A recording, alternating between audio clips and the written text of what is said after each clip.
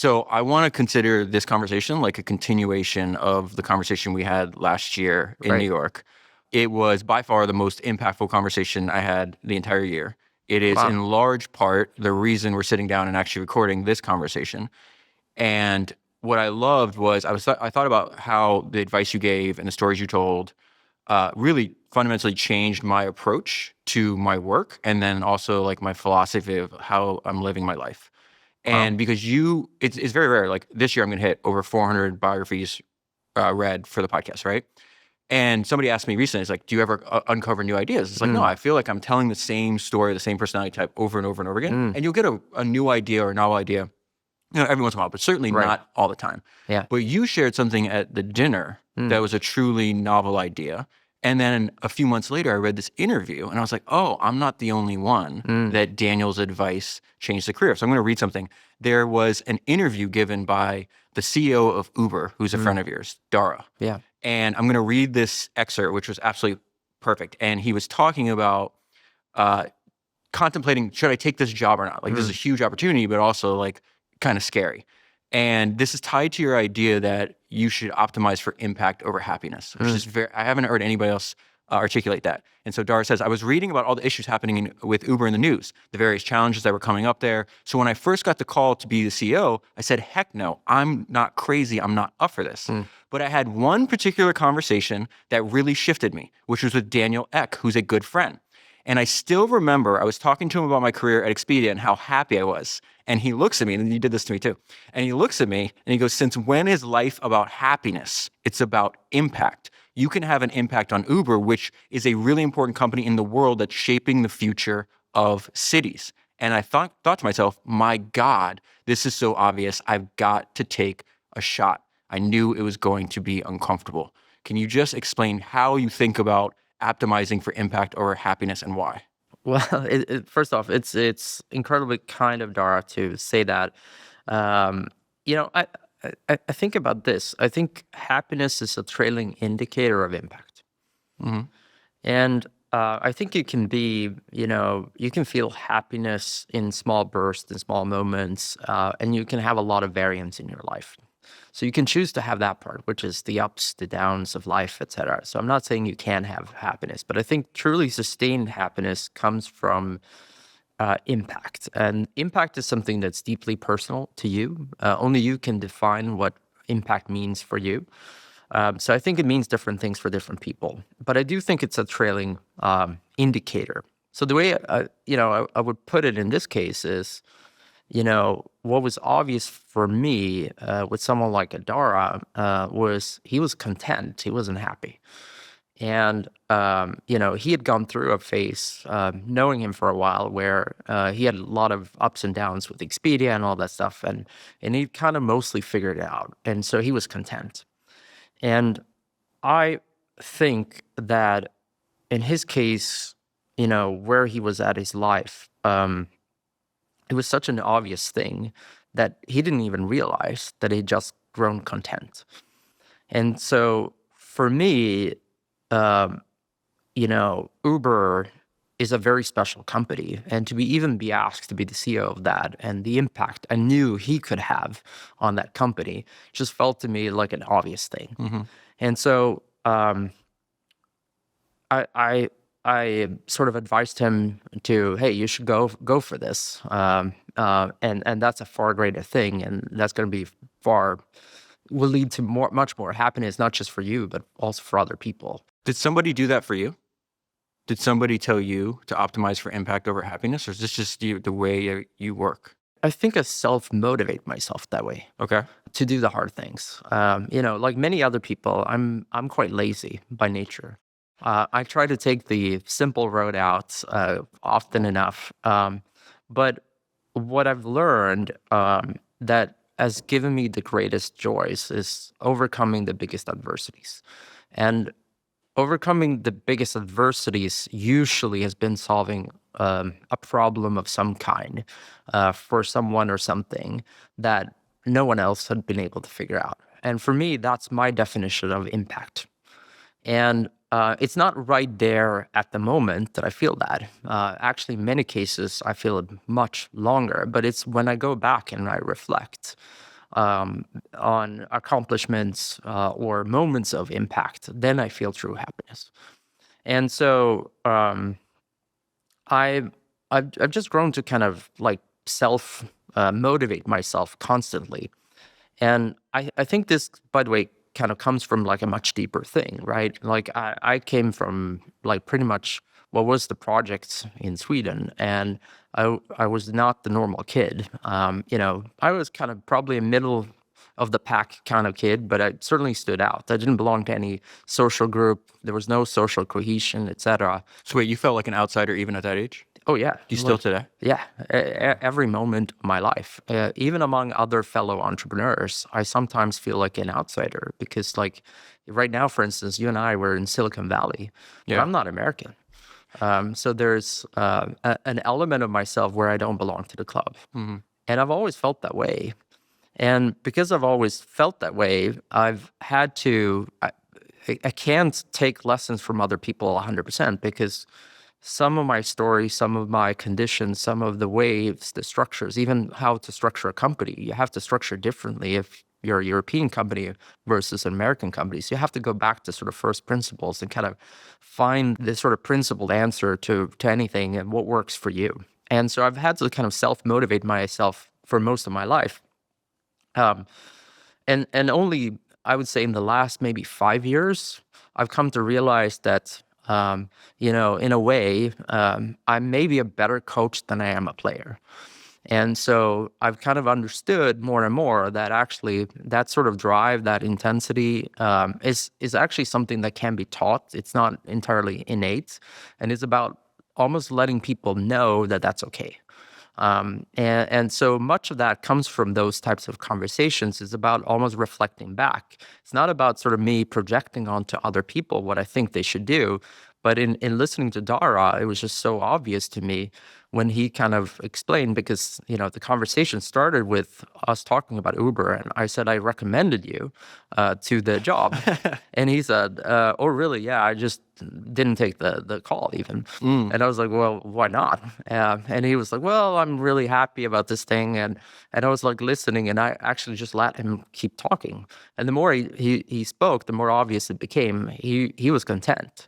He lived in he was running on the downshifted down to the easy gear. Life was good. Yeah. It was really easy. But there was an element of him, and you could hear it in his voice, where he's sort of like, okay, well, you've always been running on a higher gear. Do you want to, gear up even more to an extreme level? Why aren't you going to go for greatness? Why aren't you going to test yourself? Because if you succeed, this could be huge. And you really don't get many of these chances in your life. And so much of the conversation was really around that. But with another person, I might have given a totally different piece of advice. So I don't think it's a universal truth. But I do think the universal truth is that happiness trails impact. But impact is something that's highly unique. It could be something innate in you. It could be having impact on other people. It could be, having impact by being a great father around your kids. I don't pretend to know that I think that there's one game to play or one universal truth to life. I certainly believe from entrepreneurial types that probably more to myself, that more like myself, that this is sort of one of those sort of key things is really consider impact. One of the things I admire most about Daniel Ek is his relentless dedication to improving his craft and to improving his product. It's a mission that he's still on nearly 2 decades later. It'd be impossible to argue that Spotify isn't one of the most well-crafted products ever created. And Daniel and his team's dedication to constantly improving their product reminds me a lot of my friend Kareem, who's the co-founder and CTO of Ramp. Kareem is one of the greatest technical minds working in finance. I spent a lot of time talking to Kareem, and every single conversation centers around his obsession with crafting a high-quality product and using the latest technology to constantly create better experiences for his customers. Kareem and Daniel both believe that nothing is ever good enough and that everything can always be improved. Kareem is running one of the most talented technical teams in finance, and they use rapid, relentless iteration to make their product better every day. So far this year, Ramp has shipped over 300 new features. Ramp is completely committed to using AI to make a better experience for their customers and automate as much of your business's finances as possible. In fact, Kareem just wrote this: AI is all I think about these days. It is our duty to be first movers and push limits so we can make the greatest possible product experience for our customers. Ramp uses a combination of craftsmanship and rapid iteration to invent new products for their customers. Many of the fastest growing and most innovative companies in the world are running their business on Ramp. Make sure you go to ramp.com to learn how they can help your business save time and money. Let AI chase your receipts and close your books so you can use your time and energy building great things for your customers, because at the end of the day, that is what this is all about: building a product or service that makes someone else's life better. That is what I'm trying to do. That is what Daniel Ek has dedicated his life to doing, and that is what Ramp has done too. Get started today by going to ramp.com. You mentioned you thought some people don't go for impact because they're content. When was the last time, like, you're definitely not content now, right? So I've gotten to know you once. We've talked for hours and hours and hours, and this is why I wanted you to be the first person I had this conversation with. And I was curious if you could say that. I was like, no, I know you have this like inner burning desire and fire inside of you, which is, to me, your outside is like, you're very calm, you're very articulate, and you're very polite, but you have that like, the same thing I read in these books all the time. It's just like, this person had a burning desire to achieve mission success. Is the way I think about it. Yeah. Were you content after you sold your first company? You were like 22, 23. Well, content is the right word. I wasn't happy. So I was content for a moment of time. I was 22. I never had much success with women because I was a computer geek. And back then, computers was not the coolest thing in the world. And, so I was like, okay, well, now I've got all this money and, this was my worldview. I can go out in nightclubs and I'm going to be the cool guy. And I had fun for a while, I'll tell you that. But it also was incredibly hollowing because, I realized that these girls weren't with me because of me. They were with me because, I had status. And I was able to use money to buy status and be a cool guy for a small moment of time. And so that taught me a lot, right? And actually, I kind of walked away for over a year not doing anything at all, and just sort of deeply reflecting on life, what I wanted to do. Because for me, I had a magic number, which was 10 million. If I got that number, I would retire. That was the goal. And I was thinking to myself, How old were you when you came up with that number? Probably 15. Okay. Someone gave me like this book, Rich Dad, Poor Dad, I think. I read it. I think everybody gets it at the same age. Yeah. I read it. It was like really seminal for me. Yeah. So I kind of made that number. I figured to myself, if I worked really hard, I could get there when I was 40. I was 22 when I got there. And so that wasn't really part of the plan, right? And so I kind of like, okay, well, what's next? What am I going to do? Because I didn't have to work for money. Were you depressed? When you don't have your company anymore, you sold it, you have the number you thought it was going to take you till 4 decades to reach. You reach it now. Yeah. You're going to the clubs. You're realizing these people aren't my friends. They don't care about me at all. Yeah. There's no impact I'm making on the world. Yeah. I'm just consuming. I'm not producing anything. Yeah. This is something I talk about all the time. Like, I think sometimes we have a sick culture where like people, especially on social media, they glorify like consumption. It's like, I don't care what you consume. I care what you produce. You should be proud, not that you have money to buy an expensive thing. What did you make? Because the way I think about this all the time, which is always fascinating, how many times this comes up in the biographies, and for hundreds of years, people constantly think like, oh, we've reached the end, there's no more opportunity. And every single time humans keep saying, it's like, this is gonna be the last company, this is gonna be the last technological shift, this is gonna be the last invention. And the best description of a business I've ever heard came from Richard Branson. And he said, all a business is an idea to make somebody else's life better. Mm-hmm. And if you look at it like that, it's like, then you have infinite possibilities and opportunities all the time, because there's 100%. Infinite small and large ways to make other people's lives better. 100%. You weren't at that time making anybody else's life better. You were just kind of consuming. Like, would you consider yourself depressed? What would you consider yourself? Yeah, it's probably the most depressed I've been in my life, to be honest, because, I knew from a very young age what I wanted to do. And it was unlike most other people that I grew up with. I just knew I wanted to build things. You were doing that when you were like 14, right? Yeah, but it started like even earlier than that. I just didn't know it was called a company. I had no idea what finances were or VC or any of these things. But I was just building things, and I knew I loved computers, and I knew I wanted to do that, and I knew I would make a living doing that somehow. This is another thing that like drives me insane because I hear like other people's like advice to entrepreneurs, which I hate. Yeah. I think it's like terrible. Like we shouldn't have an entrepreneurial ecosystem, especially because most of the media that entrepreneurs are consuming are actually from investors, and you have wildly different incentive structure and everything else. And it just conflicts with a lot of stuff that's in the biographies. And I'll just go with those guys over anybody else, right? And they're always just like, yeah, you know, my belief is something that I repeat over and over, this maxim that belief comes before ability. That it's in these stories every single time you have somebody, like I just reread the autobiography of the founder of Sony. Okay. Akio at the time was, we're going to start this company in 1946. Yeah. In Tokyo. Yeah. That's occupied by the Americans. That is has been firebombed. Yeah. Right? He's going to work and he's passing just burnt out rubble, millions of homes of Japanese. Yeah. More than half the population has left the city. They start what turns out to be Sony, which is one of the most successful and influential companies of all time, in a burned out department store. One of my favorite anecdotes in the book is they need to have umbrellas on their desks because when it rains, it comes Just through pours the down. roof. Oh, wow. Yeah. Right? And yet in his book, he says, I don't have a problem saying, even then, I knew I had potential and I could be great and I could do great things. Yeah. He had the belief before the ability. You said, I don't even know it was called entrepreneurship. Yeah. And I'm starting to build things. And this is the question I have for you. When did you know you were good? I don't know that I'm good. I know I'm different. And but I have this sort of insane belief that I can get good if I try hard enough. And I still feel that way, by the way, like, because the comparative set has changed, right? Like, you know, it was from everyone in my school, maybe in the early days, to everyone in Stockholm, somewhat later to everyone in Europe at some point. And now it's like the most brilliant entrepreneurs of our time that I'm constantly comparing myself to. And obviously, I don't believe that I'm as good as them. But I believe I am slightly different than them in some ways. And I believe that if I work really, really hard on something, I can make something really great.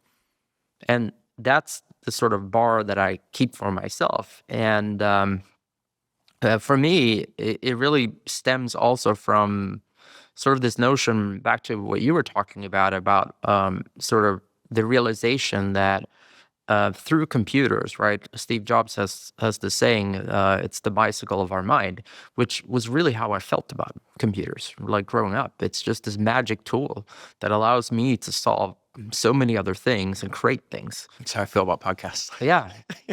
And so, you know, I knew I wanted to do that. And I also knew that, you know, my co-founder, Martin, he has this thing he keeps saying, the value of a company is the sum of all problems solved.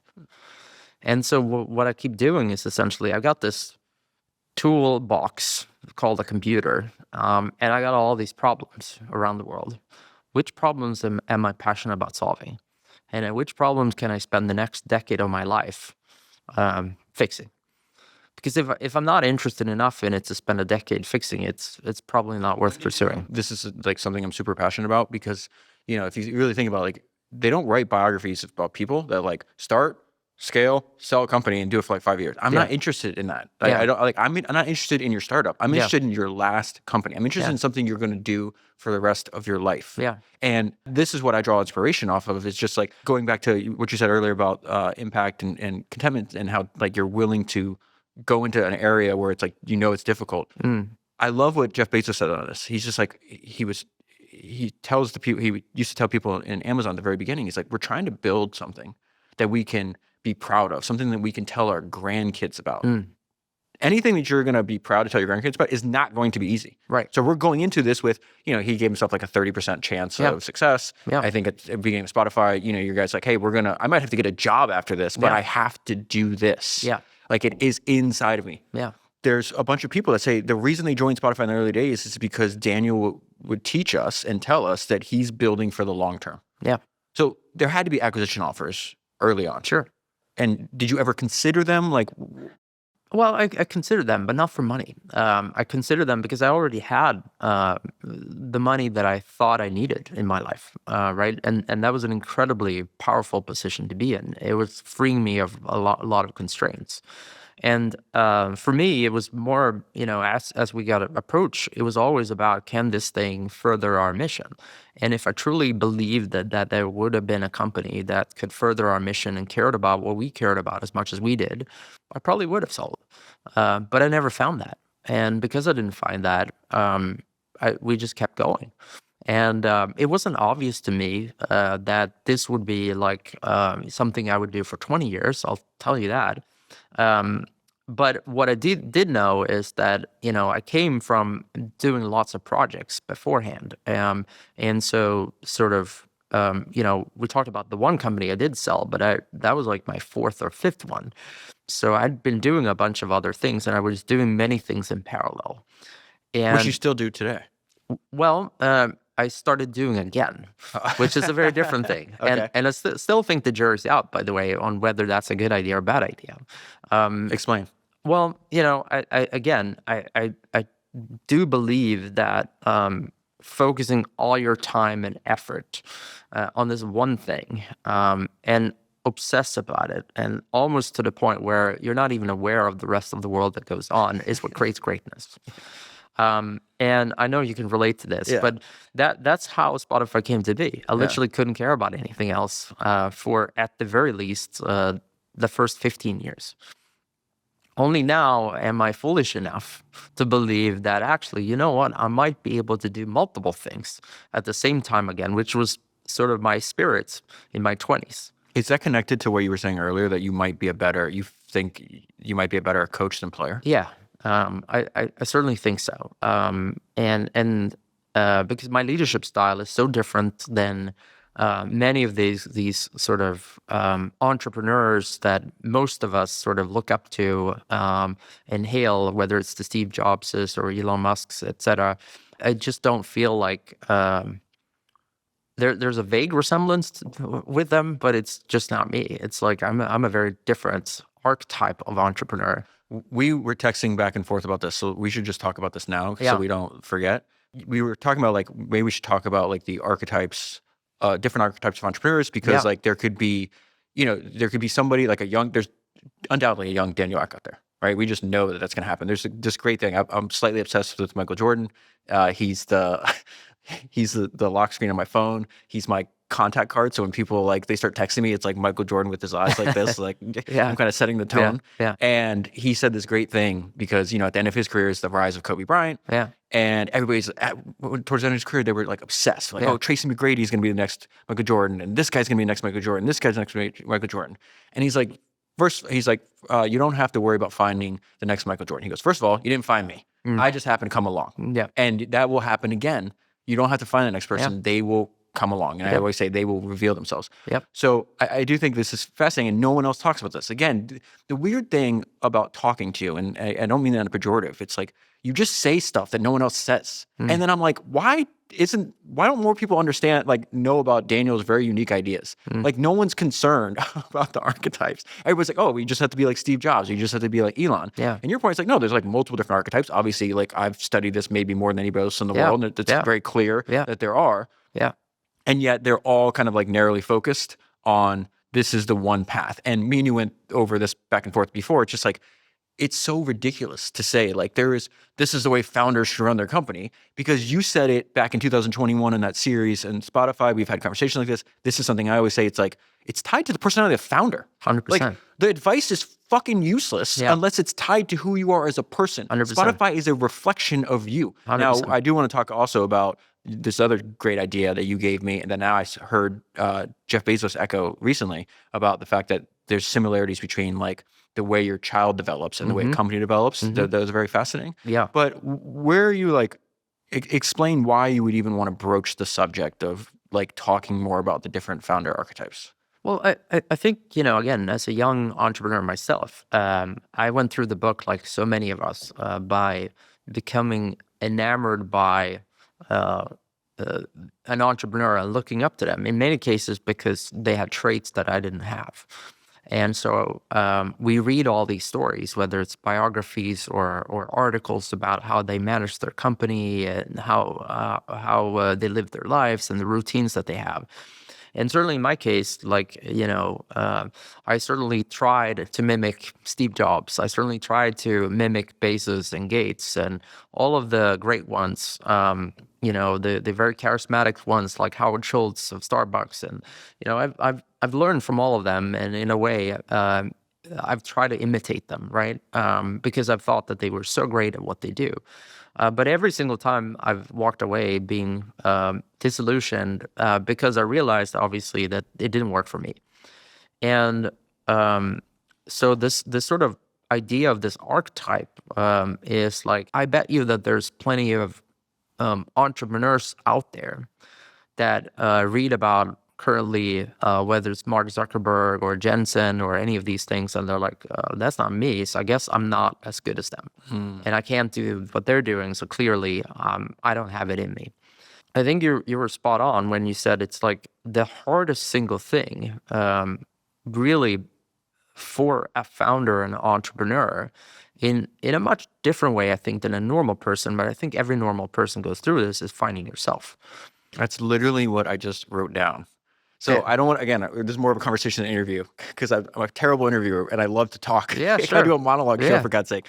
But I had this theory too, because it's obvious in the books. Like there's this like myth. It's like of like the genius young entrepreneur. Yeah. And if you go and read all the biographies, they weren't like laying about doing nothing when they were younger. No. But it's very clear if you look at all of them. Steve Jobs, Enzo Ferrari, Akio Morita, Sam Walton, Estee Lauder, Coco Chanel, Edwin Land. They do their best work when they're much older. And so I thought a lot about that. I'm like, dang, this is like a reoccurring theme over and over again. Some cases they're in their 40s, 50 years old, Yeah. and they're at the top of their game. Yeah. And then I was wondering, like, what is this? Okay, well, obviously, like, it is some skill sets, so you can like practice more. You have more experience, so then you can make better decisions. You have a better network. You have resources. You have all that. But one thing that I believe that I cannot prove, but I believe with every bone in my body, it's like, because they knew themselves much more. Yeah. Like, think about the way you know yourself in your early 40s than you did when you were 23. Oh, yeah. It's like, we thought when we were 23, you don't know anything. No. Even the most brilliant 23-year-old does not know themselves. No. You need that comes through time and experience. Yeah. And it's just like, no.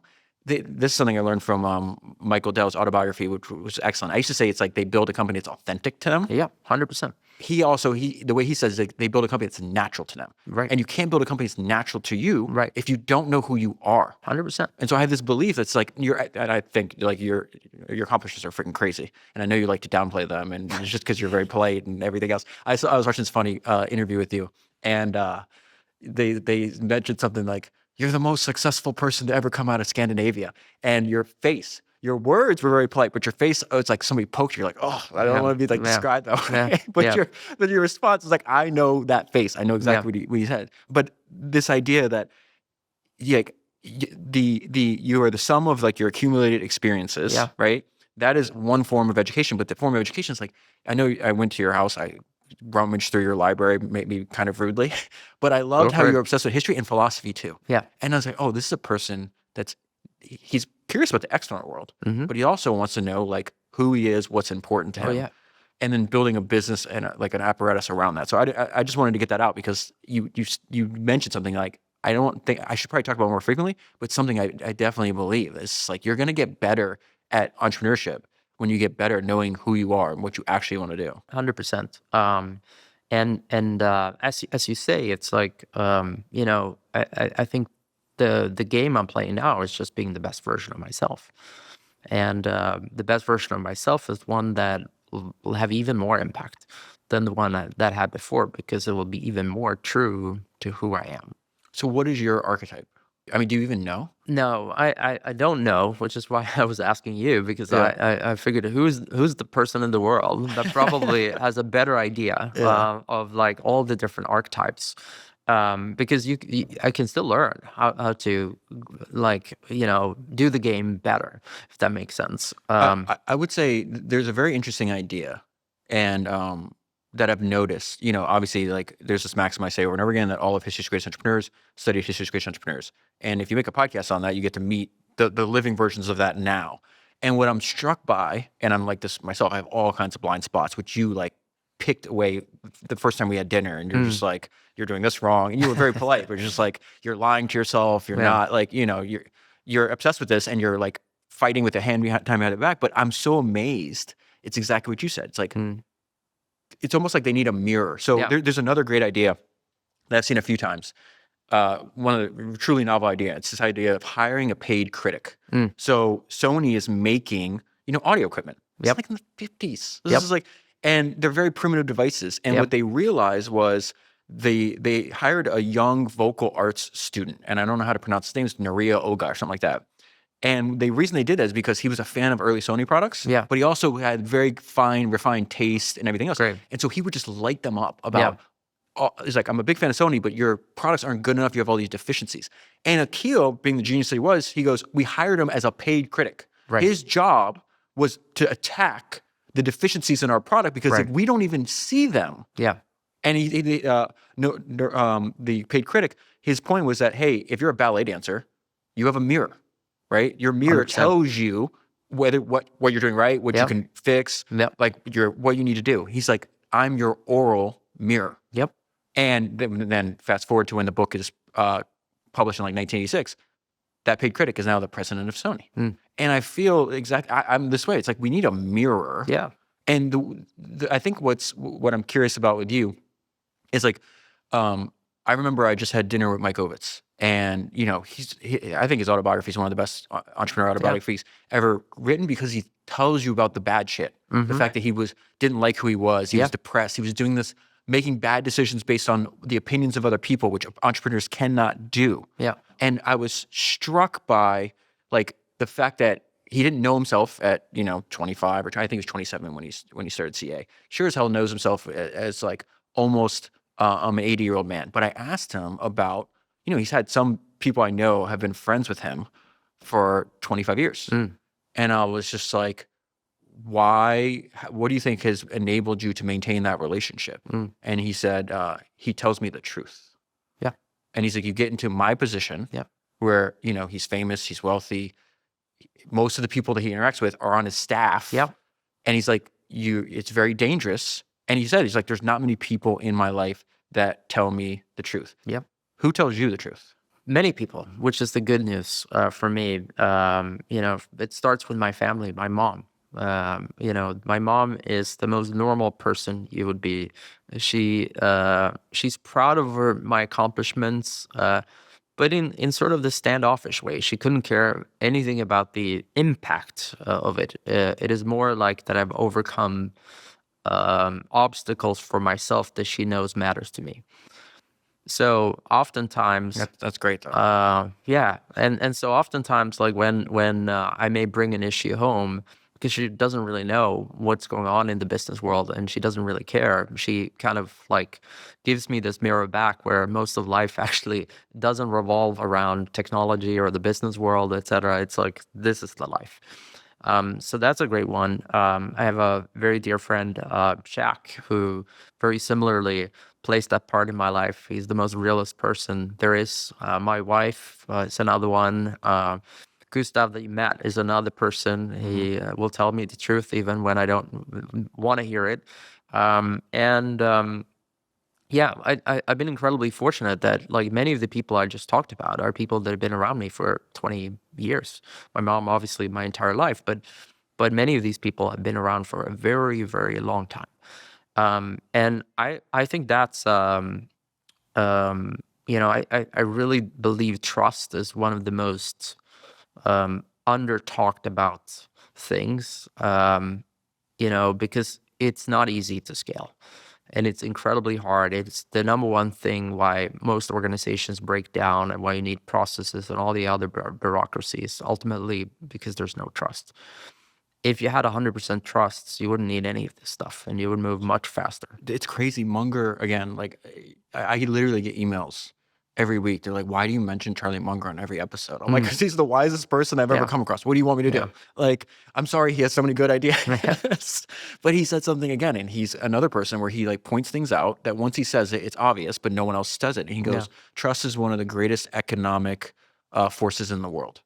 And he talked about that, like your job, when I actually got to have dinner with him, he's like, your job is to build a seamless web of deserved trust with great people. 100%. And he's like, that's not, and he was telling stories. Like, everybody knows that, I met Buffett when he was 28 and I was 35. They don't understand there's all these other guys around us. Yep. And we built friendships and did deals forever. Most Yep. of them had passed away by the time I met him. But Yeah. that idea, it's like, trust is one of the greatest economic forces in the world. It truly is. And if you think about it, why is that so rare? It's because it doesn't scale, right? So trust is this notion that you'll keep doing actions that will ladder up over time. It really compounds. But you're going to add maybe 1% of trust for each positive interaction you're going to do. But it takes one interaction that's bad to ruin all of it. The moment where you even start doubting whether you can trust someone or not, you have no trust. Good So the point being is it's like absolute trust. If you really think about it, there's this sort of final gradient. Most people define it as this binary thing, but it really isn't. It's really kind of like, what most people will say is either I trust someone or I don't. But even let's say you do trust someone, there's degrees of trusting someone.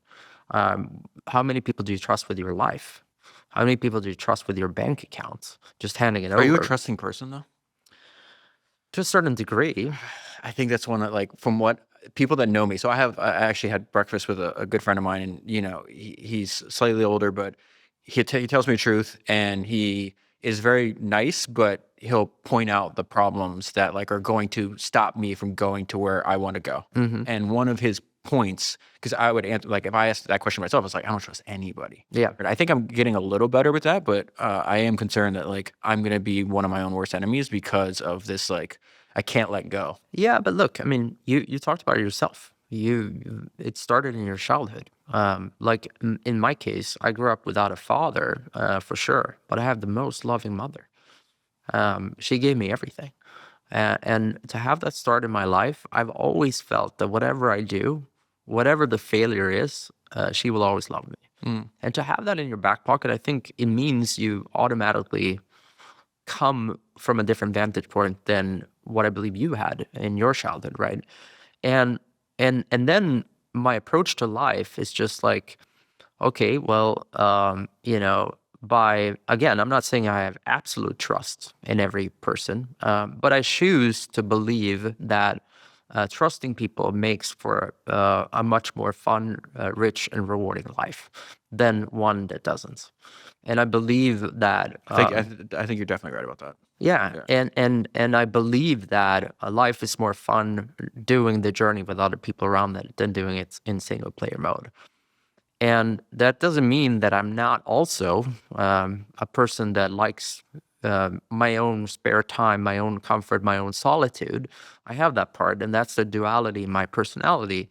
But I really do believe, and it'll go back to philosophy, but the more I give away, the more I get back. And so I just keep focused on doing that. And for me, the ultimate impact at this point, why I said, I like to be the best coach there ever was, the best entrepreneur coach. Maybe that's my archetype, but than a player, because I've come to see that these people that I've done Spotify with for the past 15 years, as an example, seeing their success, seeing their impact, seeing their growth is the thing that gives me the most amount of pride at this point. It really isn't anything else. Like, financially, I couldn't care.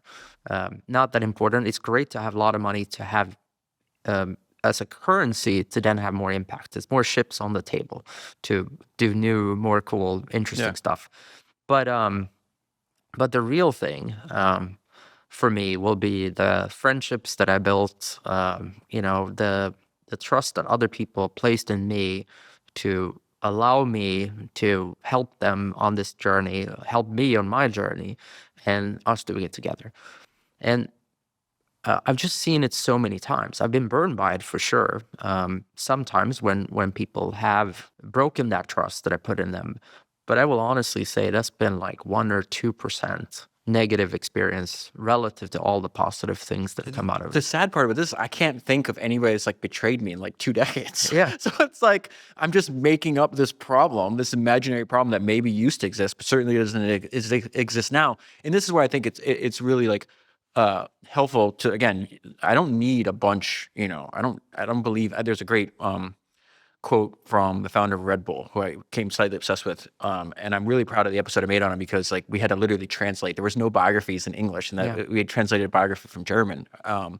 And his point was just like, I don't need 50 friends. Like I believe in much like fewer and better and deeper. Yeah. And as long as you make those like choices correctly, again, like I can't think of a single person that I feel is in my life that doesn't want the best for me. Yeah. And yet I still have this like, oh, like I'll just do it all myself. Yeah.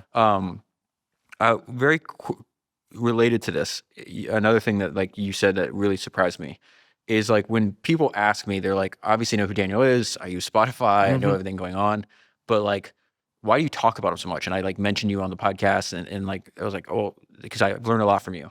You're very, very careful what you want in life. Like, and I get to meet pretty crazy people. And most of the times, like they're great, but then you see like there's like a lot of negativity to them. One, there's a shocking amount that have very few, if no friends, which is scary to me. And then they kind of like interact with you as if like you're like a asset. And once I suck that asset, like get everything out of the asset, then like you will be disposed. And I feel the same people that do that have almost no intellectual humility, right? Where I always say it's like every single person I read about is smarter and more productive than I am. The way I look at this, the world in general, is very much in the same way like Thomas Edison has this great quote. He's like, we don't know 1/1000% of anything. Yeah. And that's the way I feel. It's because like every day I learn something new. I'm like, I was so stupid back then. Yeah. You have in extreme levels of intellectual humility. I don't even know if many people know this, but like you would like go in shadow and spend time. I don't know if you have a term for this. You just like call up somebody that's running a company and say, what, I'm going to come and sit on every single one of your meetings? Yeah, pretty much. Like that's how it goes. And look, it comes back to this. I mean, I don't believe that I know much. Let me just set the table for this real quick. The way you put it to me, like, I'll go get them their coffee. Yep. I don't care. Yep. I'm there to learn from them. Yep. If I need to go get their coffee, I'll go get their coffee. Yep. Do you understand? That's insane. Like, I think that's the right, like, mindset. Yeah. But I don't think anybody would believe somebody running, $100 billion company and has done the things that you've done. We're like, yeah, no, I'm fine. Like, I'll shadow this guy and like, I'll do whatever I need to do. Yeah. Well, I mean, look, I just realized it sort of started from this thing, right, where you and I have both read all the books, and actually many of the entrepreneurs have read not as many books about as you have around all the greatest entrepreneurs, but they've read the big ones. Yeah. Certainly of their time, the Bezoses, the Steve Jobs, the Elon Musk's biographies, and all that kind of stuff. But there's a certain thing around reading it and internalizing it and seeing the culture up front. And what I realized was building Spotify, obviously it's the biggest company I've ever built. So I'm learning on the job. And I don't know what I don't know because I've never really worked at a company, right? And it's in a way what I realized as we hired people from these other companies is that there were all these things that they were doing that they kept telling us about, and I didn't really understand like how it worked. So I'll mention like one, for instance. I do really well in these like one-on-one situations. I might even do well in like 3 or 4 person groups and maybe 6. But 10-person group, like I don't have the personality where I command the room. It just doesn't work. And then you have someone like a Mark Zuckerberg who literally has this thing called large group where he has 20 to 25 people that he runs every week. And for me, it sounded absolutely awful. Like, how did he get anything done in that meeting? Yeah. And so lo and behold, I asked him, hey, can I come and learn from you? And he was incredibly gracious, and we've obviously been friends for a long time, and he said sure. And so I spent the better part of what I believe the first time was like a week, literally in pretty much all of his meetings from start to finish. And the big question, obviously, for me is like, okay, well, what does he get out of it? And can I make myself useful while doing it? So hence, I took meeting notes. If I could get him coffee, I would. It was literally these types of things. But at the end of it, the most interesting thing was obviously trying to distill down what surprised me about the culture. It wasn't really around like Meta and what was then Facebook is a world-class company. It wasn't like, I miraculously thought I could do a lot of things different or better. But there were things that surprised me around how he managed the company. And seeing that and hearing that from another founder, hopefully one that he respects too, may sort of lead to insights and breakthroughs.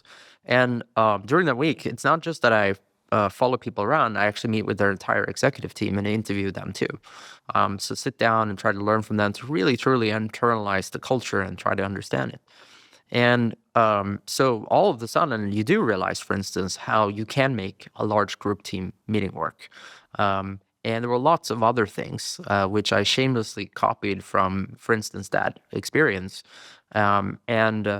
It just turned out for me to be an amazing way to learn by seeing the culture up front that enables the certain practices to work. It almost comes back to kind of this two things we talked about already, which is this mirror of reflecting it back. And then the sort of second notion, I think, which is it's got to be true to you. So, there are many things where you can copy a specific way. For instance, Elon does things. But if it's not truly innate to you and your personality, I promise you it will not have the same impact as when Elon I think does you're dead things. right about this. The way I would think about like your archetype is, I think you nailed it with like coach, and then you'll hear people inside Spotify say it's like you have a very collaborative like management style, where I don't think anybody is going to describe Steve Jobs as collaborative. Now he was able to collaborate, Yeah.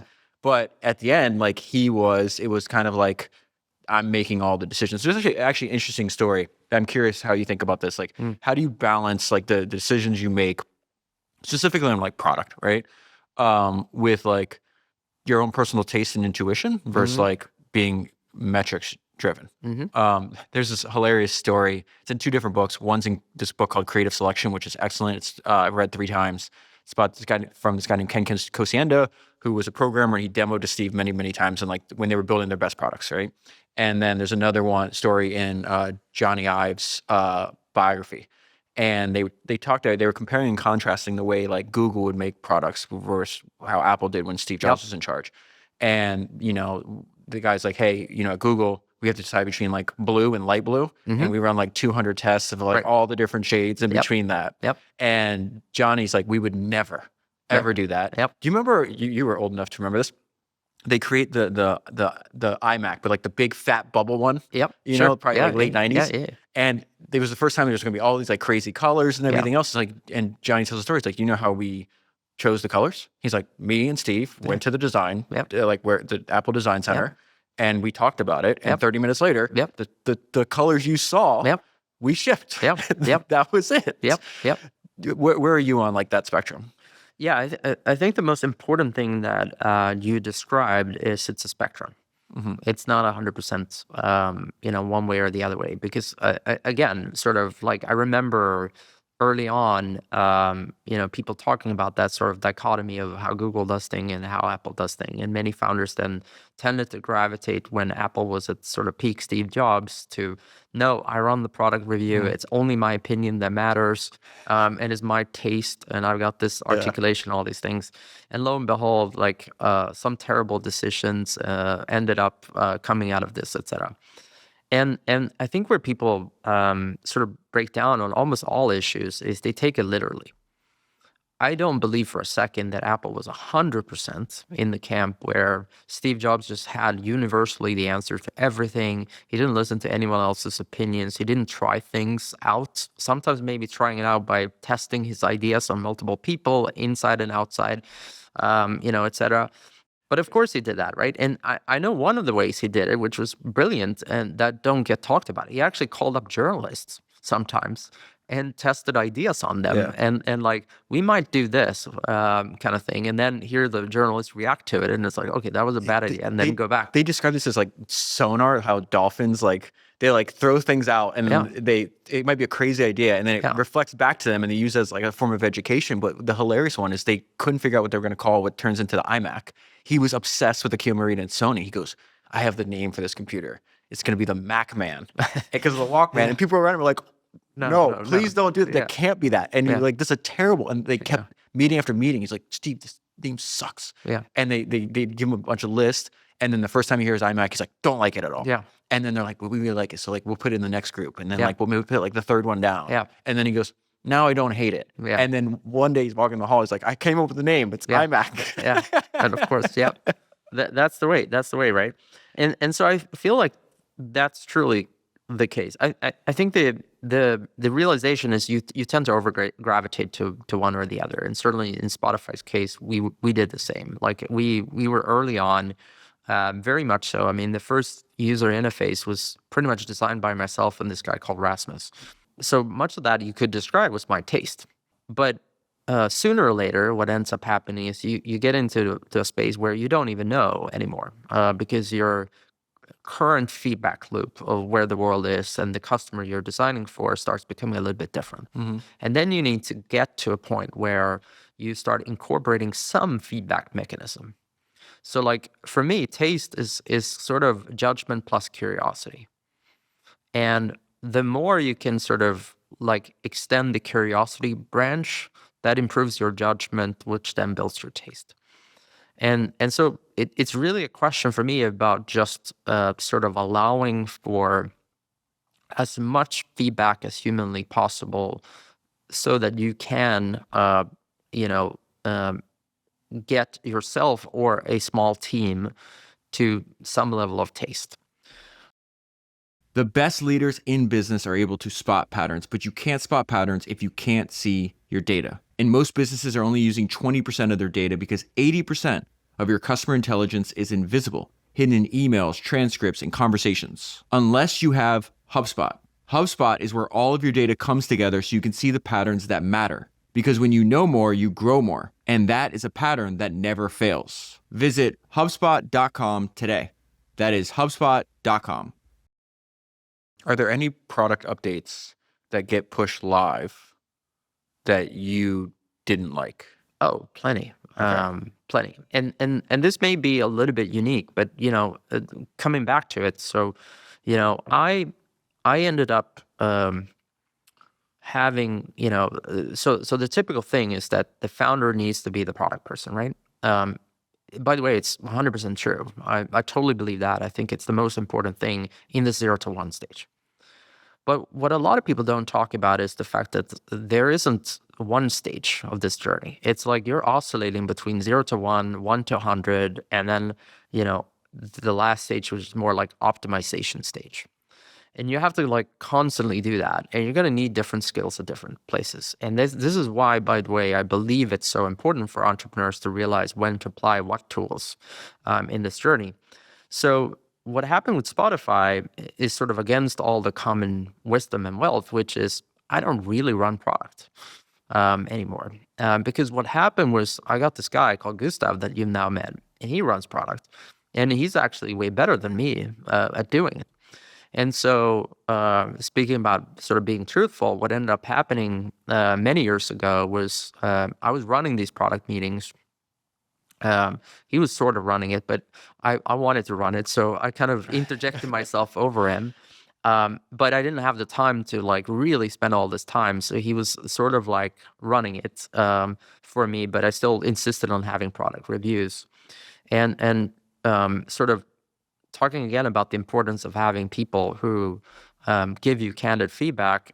He took me aside after one of these product sessions, and he's like, you're not really that good in doing these things, and you're not really that helpful. So most of the time, me and the team, we're kind of like looking, and we're trying to basically, appease you in the meeting, but you're not really adding as much value as you think. And not surprisingly, my first instinct was to be really pissed off. I sort of went home. I was like, man, I'm gonna have to fire this guy. It's like horrible. Like, how could he say this? But I also realized that was an emotional response. So again, I wasn't fully convinced that this was true, but I sort of went back and said, okay, well, you know what?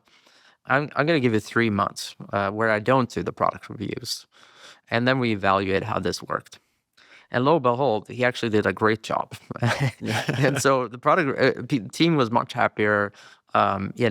He was making more of the decisions without me. I wasn't meddling in. There wasn't 2 different people deciding what worked, but it was really him. And ever since that moment, I don't really run product anymore in the traditional. I'm involved in the product, and he solicits feedback from me all the time, but I don't run the product meetings. And I say that because what happened for me was a real setback, not just in sort of that moment, but it also sort of like, oh, wait a minute. So what am I really, what's my value add then in this company? And it took me a while, and I realized that all of a sudden, actually, you know what? That won't be it, but maybe I can add value in this place. And I sort of oscillated to this different place in the company, which was much closer to understanding the creator and spending more time with the content people, etc. And so my product feedback ended up being, and this is the dynamic that's quite unique to Spotify, in that we have these 2 stakeholders. We have consumers on the one end, and we have creators. And so I just made it my effort to understand and know the creator way better than anyone else in the company. And so my product feedback to them comes from that lens. And that became value add because, again, that's a very different thing. That's an outward facing thing. You actually have to sit down and meet with creators. It is so much more about innately understanding their needs and talking to them and understanding not just how they use the product, but their business. What problems are they facing? That's not just sort of how they leverage the product, but actually holistically around them. And so that was just one of those things. And then subsequently, what ended up happening is I got this guy called Alex, and he's now doing that part better than me too. And so I was like, okay, well, now I need to find a different way to add value. And now it turns out that my value add is the sort of in between the 2, where business or creators meets consumers, and where there's maybe a 3rd stakeholder we have to consider in all of this. And so my whole sort of experience in all of this has really been around kind of figuring out who I am and what I'm innately good at. And this has been a learning journey for 20 years. What you're just describing right now, this unfolded over how many years? I would say the first 10 years was the 0 to 1 journey. And the last 10 has been that journey where we're not 0 to 1 anymore as a company holistically, but there are elements of the company where we're 0 to 1 where I'm absolutely 100% involved. I think this is a good opportunity to talk about another one of your very unique ideas that I also there was this excellent. I just did this episode on Jeff Bezos because he doesn't give that many interviews, and so I would take a transcript of his interviews and you treat it like a book and just go through it. And he said something like from day one he knew like he wanted to build a company that could outlast him. Yeah. Right. He still loves it. He'll love it forever. And it was very reminiscent of like what we're trying to do as parents, where it's like you're shaping your kid, but you're only successful if they can survive without you. Yeah. And when I heard him say that, was a few months after you had beautifully like articulated this idea. It's just like, well, I think there's a lot of, you're going to say it better than I did, but essentially like there is a rather clear analogy between the way your child, when they're first born, is essentially like a product of you. They're going to mimic their parents, their environment that they're in. But as they grow older and older, I just went through this and I have a 13-year-old, when she was much smaller, she's much like me and her mom, right? And then now she's got traits that I don't even have. Yeah, 100%. And her own decisions and like doing things maybe I would do or I would not do. And you're like, it's kind of the same for the company. And you had this idea where like, I think at the time Spotify was 19 years old or it's 19 or 20 years old. And it's just like, well, year 1 or 2, it is me. It's like the same way you have a 2-year-old, anybody knows this. But now there's characteristics that emerge from within the company that are separate from the founder. Yep. That's like a fascinating insight.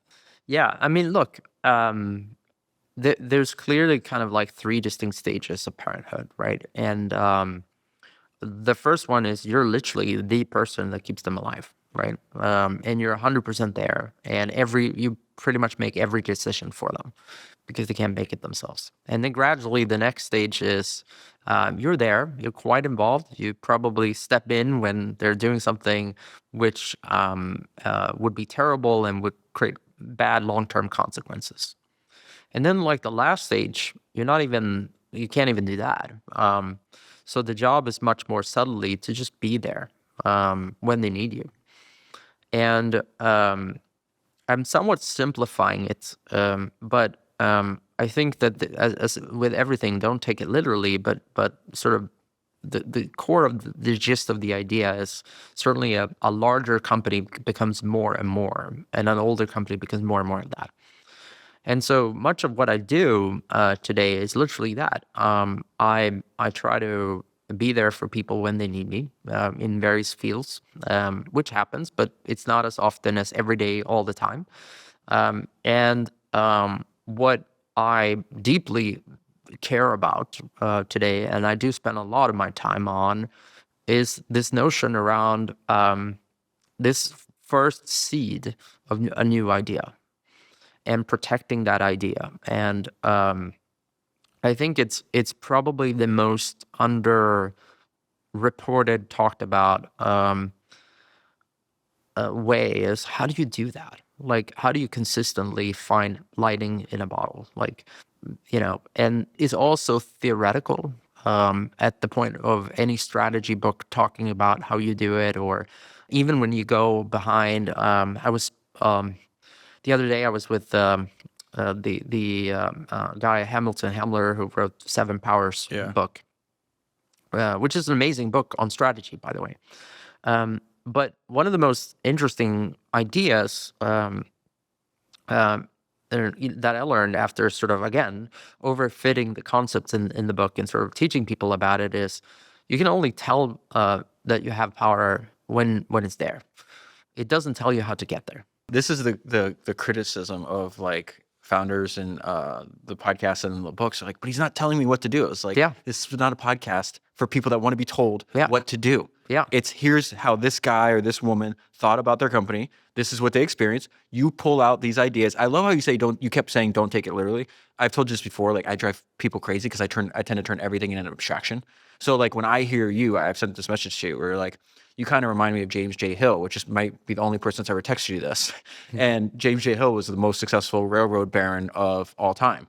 And I just thought the way you just said, the way he essentially was laying railroad tracks, right? And the goal of the company was obviously we're going to have goods and people on the tracks. Right. But this alone is how do I make what I'm doing more valuable? And he's the only railroad founder ever in American history to not go bankrupt. They all went bankrupt. It's crazy. What he realizes is like he has to spend just as much, if not more time, developing and nurturing the communities that are springing up around it. And if he builds these communities around it, and that makes his railroad more valuable. But I love this criticism because it's like, oh, you got to find a different show, or you got to find a different thing, because like entrepreneurs don't want to be told what to do. I've never met an entrepreneur. It's like, give me a list. It's a profession for people that don't take direction very well. Exactly. It's hilarious about this. I think this is tied to something also that is very fascinating with you.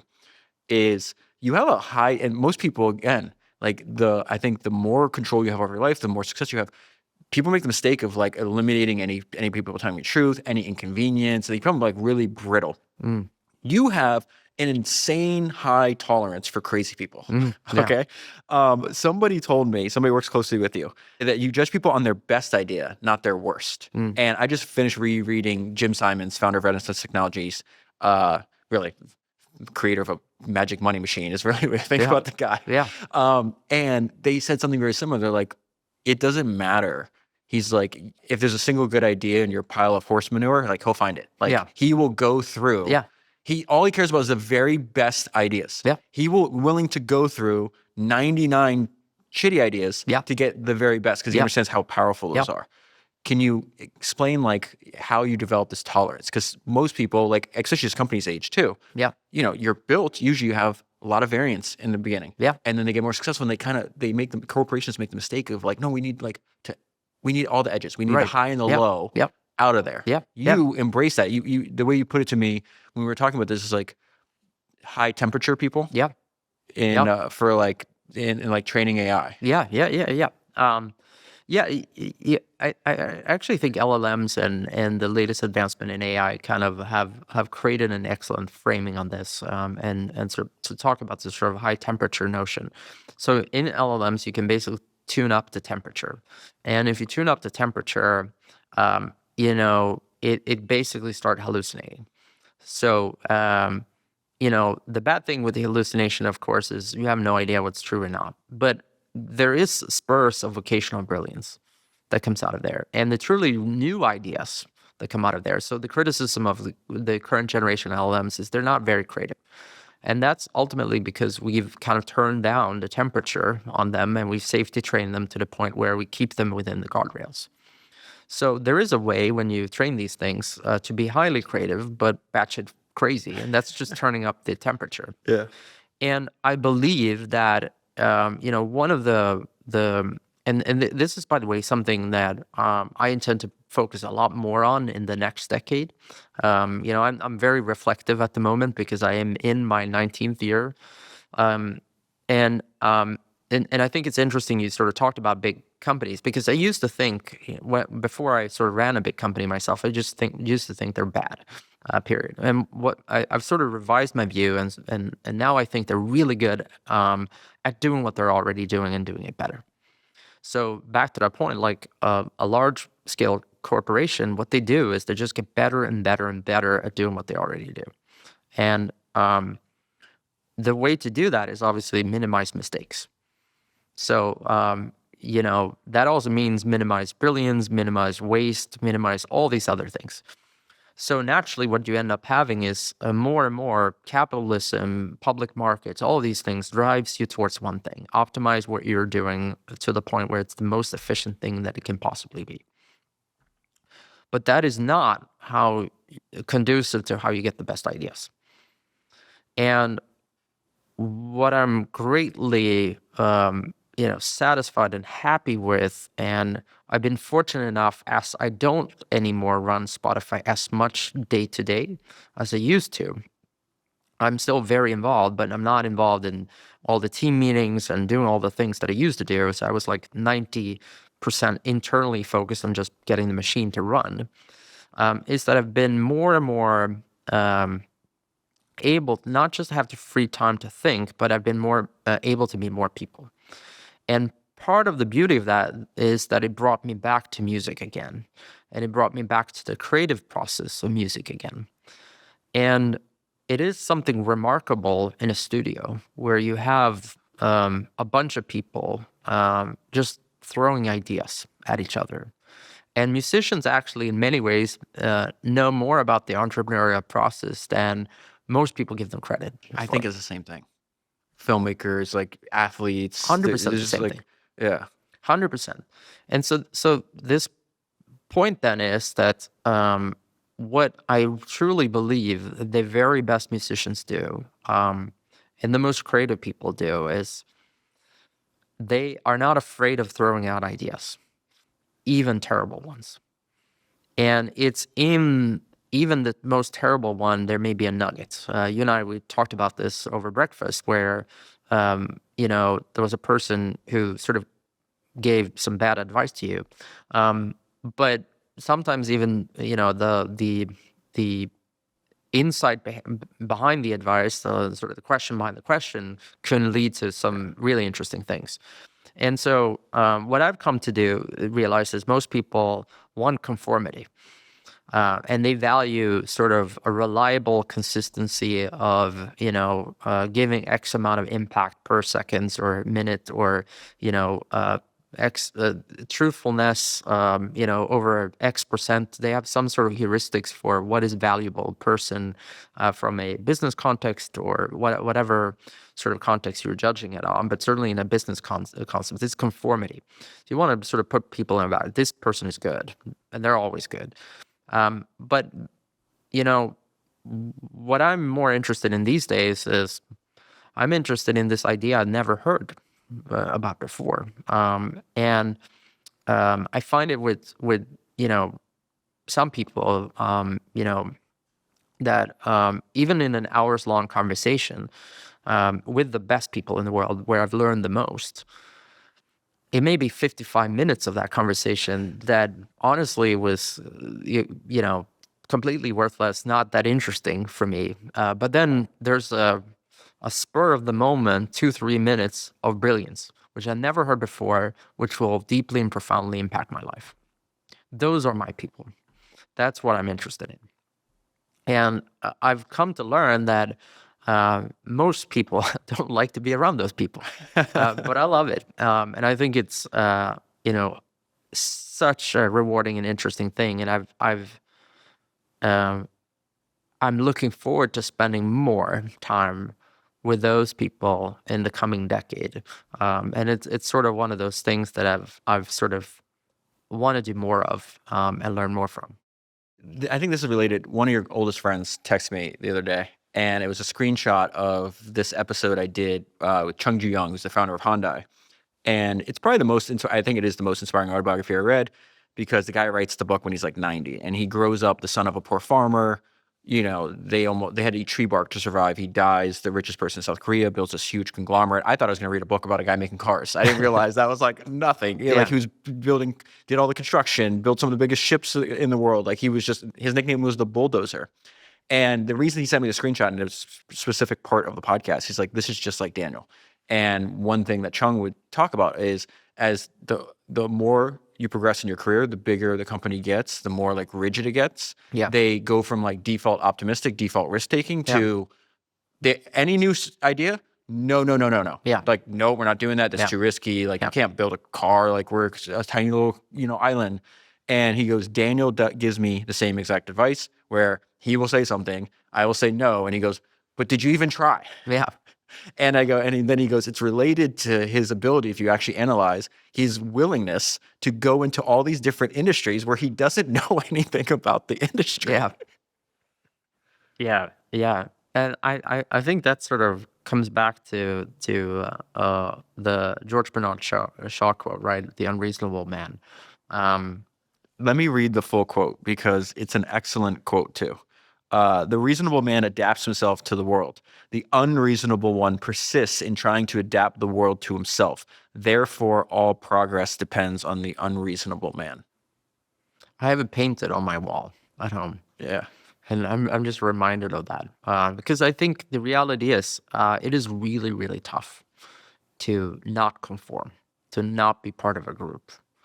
And it's so easy. And there's so many temptations in life that draws us back to that conformity, right? Money is another one. When you make a lot of money, you tend to make life more comfortable. So you tend to spend more time golfing. You spend time doing all these other things.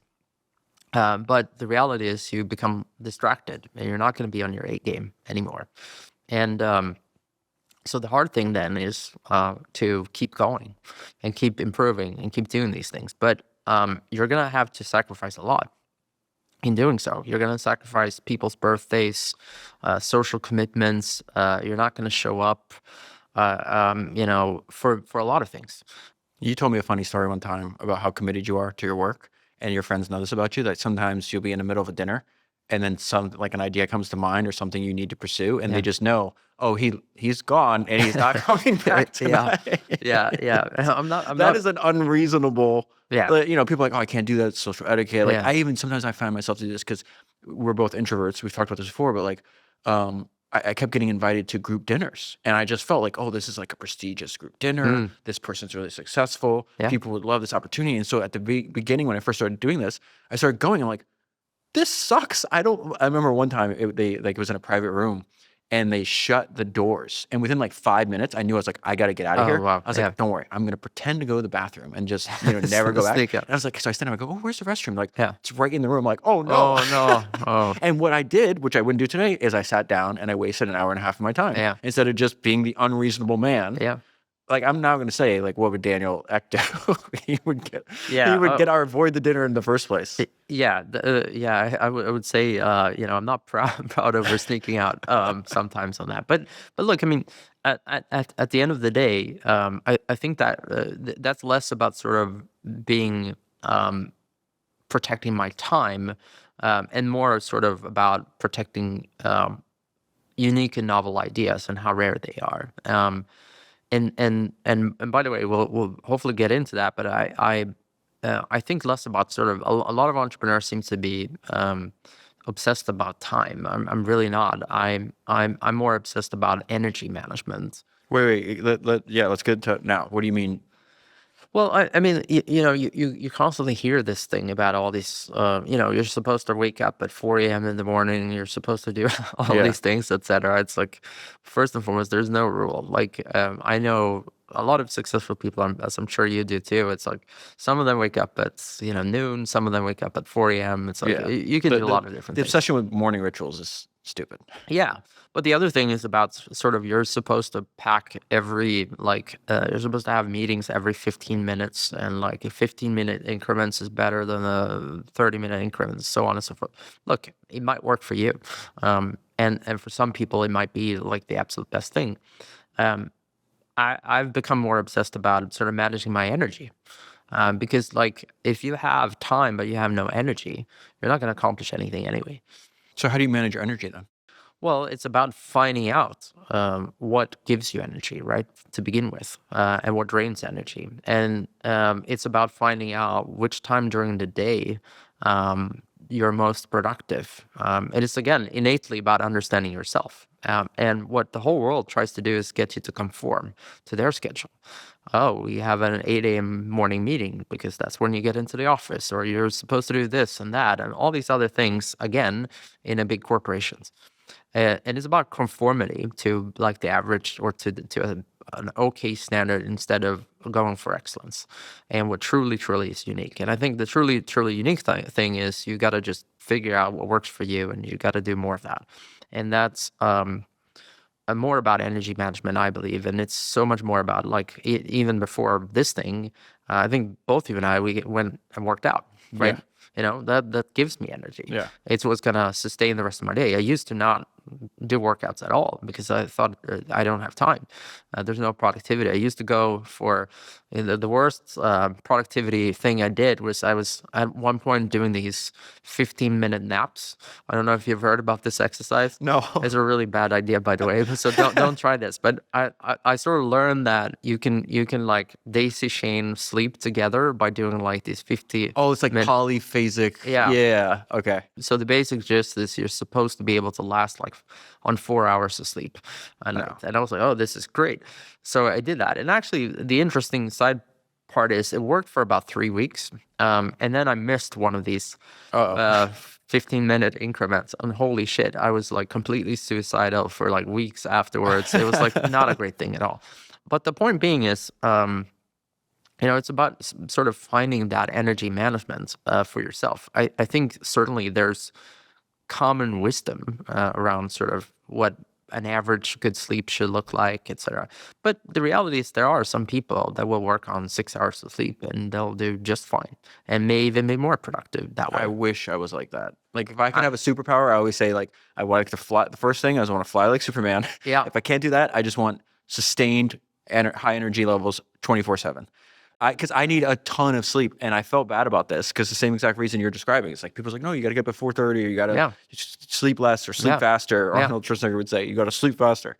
And then I'm reading James Dyson's first autobiography, and the guy made one of the most successful career companies of all time. He's still doing it at 76 years old, and he goes, I need a hell of a lot of sleep. 10 hours a night, or my entire next day is ruined. I'm like, wait a minute, this guy he's a single shareholder of a multi-billion dollar company, built some of the best products in the world, and he's sleeping 10 hours a day. You just said there are no rules. No.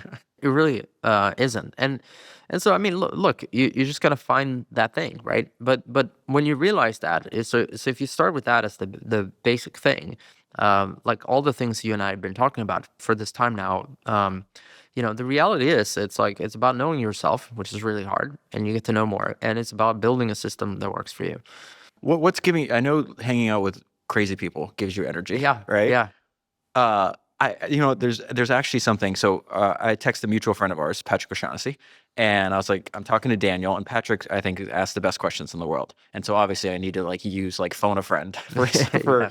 for That one lifeline. yeah, Phone a friend. exactly. Yeah, And he's a good mirror too, because great. like it's almost like a therapy session. Like he'll be very quiet, doesn't like attention to himself, and yet he'll like hit you with a question. Like I didn't even think about that. Yeah. And he has this great way to describe you. Because my guess is that, not even guess, I think you're obsessive, like learning and understanding the world around you. And like that drives like a huge part of what you're doing in this exploration. And you Yeah. can build companies around the stuff you're interested in. And that's kind of like this compounding learning machine. Yep. But he goes, out of everyone I know, Daniel has the ability to apply what he learns the fastest at the highest level. Hmm.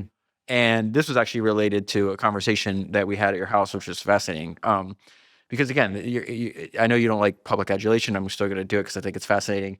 Where it's like everybody focuses on Spotify, which is a marvelous achievement that very few people on the planet are capable have been able to experience, and yet they like also, because it's not really talked about, it's like all this other success that you're having outside of this too, because you have this like you're very curious about things, and now you have a network and knowledge and resources that you can actually impact and try to make the world a better place, and you're not going after easy shit by any means, which I also admire about you. It goes back to the impact over happiness thing. Yeah. And so we're talking about this, and I'm like, because usually true interest is revealed early. So if we go and look at your life story, just like people are like, oh, what hobbies do you have? I'm like, I like to read. Yeah. And like, what else? I'm like, Yeah. I like to Well, read. That's it. And it's like, I Yeah. was like that when I was 5. I wasn't like at 5 years old. What's a good hobby for my future self-development? It's like, no, I just like reading. I like books better than people in general. And so you see that in your early life, like you're starting companies and you didn't even know it was a company. It's just like trying to do something. So I was like, oh, you must be like you must have been interested in like investing forever. And you're like, no, I never even thought about it until 2018. And you said the funniest thing. You go, how did you learn about it? He goes, I started listening to Patrick's podcast. And then I'd hear an idea of like, that's a good idea. I would try that. Oh, I don't like that idea. And then you start reading books. And then you're just literally taught yourself. You weren't interested at all. And now you're essentially world-class at it in a very short amount of time. And this is just the face again. You just did the same face. Yeah. But like, explain how like you think about this, where it's like, I always say learning is not memorizing information, learning is changing your behavior. And I think if I thought of anybody else I know that personifies that, it's like you. It's like, I'm not just like listening to this podcast for shits and giggles. I'm not reading this book, even if you find it enjoyable. Like I'm looking to like apply this. Well, I think it's back to that, like, sort of these two concepts we talked about. My whole journey is one of self-mastery and finding out how I can become the best version of myself. And meanwhile, what gives me energy is solving problems. And as you say, I think this is revealed early. Like I didn't know it was companies, but I loved like sorting out problems for other people. I've been doing my entire life, whether it's a relationship advice, whether it's all these other things. And this is why I think these conversations are important to have, because like you are the personality type that I've read about. It's just like now, instead of reading about you when you're 80 or dead, you're like in the middle of it. So it's very fascinating to me because I'm like trying to bounce like my understanding of this through reading with like an actual person, where it's just like most of the people, they're not like, I'm starting a company for some company's sake. They're just like what you said. I like solving problems. That's it. That's all. Like, so if you look at like the video games, I actually think what kind of video games you like is a pretty good revealer of your things too. Like I wasn't playing any kind of first-person shooter games or any of that. Some of it, but not much. Most of what I was playing was strategy games, civilization, business strategy game. I played every tycoon game of how to run businesses better. Of course you did. So those were sort of my favorite games, growing up. I love SimCity. SimCity was amazing. This is what I would say about entrepreneurs is like, it's the best job in the world. I don't understand the people that give it up. Like, I hate even saying this because I like rule number 2 in the Senra family, right? Is what I teach my kids is mind your own business. So it's like, I think you're very similar. It's like, I don't have any suggestions on how you should live your life. Like if we're friends, we can talk and go back and forth. But it's like, I just mind my own business. Yeah. But sometimes like, I don't have any other way. Like I meet so many entrepreneurs and, they're like, I sold my company. I'm like, sorry to hear that. They're like, what? Yeah. I'm like, why would you get out of the game? And then they sell their company and they go be a VC. Yeah. I'm like, Yeah. oh my God. Yeah. This is the best game in the world. Yeah. It's never ending. Yeah. It's not like sports where like No. you can get better with time. Yeah. You can solve problems. You Yeah. can build your own world. If you think about what we were doing in the computer with SimCity, it's like, oh, like I'll put a highway there. That's Yeah. like we're world builders. Yeah. You get to control like who's around you, what are the rules in the world that happens. Yeah. What's the outcome of the people in the world. Yeah. And you get to make, and hopefully you're doing it for like benevolent and good reasons. Where I do think like one of my favorite quotes from or maxims from the history of entrepreneurship comes from Henry Ford, where he's like, money comes naturally as a result of service. Yeah. And the crazy thing about Henry Ford is by 1919, he owned 100% because he bought out his investors of one of the most valuable companies in the world. And he didn't do it to start a company. He had one idea. I've read 10 books on this guy and people knew him forever. He's like, he had one idea. It's kind of weird that we're putting together cars. They're really expensive. He was obsessed with machinery and essentially outsourcing human labor to machines, started on the farm. Yep. Right. And he's just like, I want to build a car for the everyman. Yep. You said something very in the early days of Spotify. It's like, I have this goal of, this celestial jukebox or whatever the case is. And you said at the very, I don't know how I'm going to do it. He said the same thing. Yep. But I learned how to do it. He's like, oh, well, how can I make a car cheaper? Sure as hell can't put it by hand. So we've got to learn how to mass produce something we don't know how to do yet. And that took him, a decade and a half of failure or whatever. Yeah. And then what happens is he didn't start the company to make money, but he made millions of people's lives better. He changed the geography of, the world for God's sake. Yeah. And as a result, money came naturally as a result of service. That's 100% how I think about it. And I think this is the beauty of capitalism, right? Because ultimately, at the end, there has to be someone willing to pay for what you're doing. And the reason for them to pay is obviously you're solving a problem for them. And the better you're solving that problem, or the bigger the problem is that you're solving for people, the more valuable it becomes.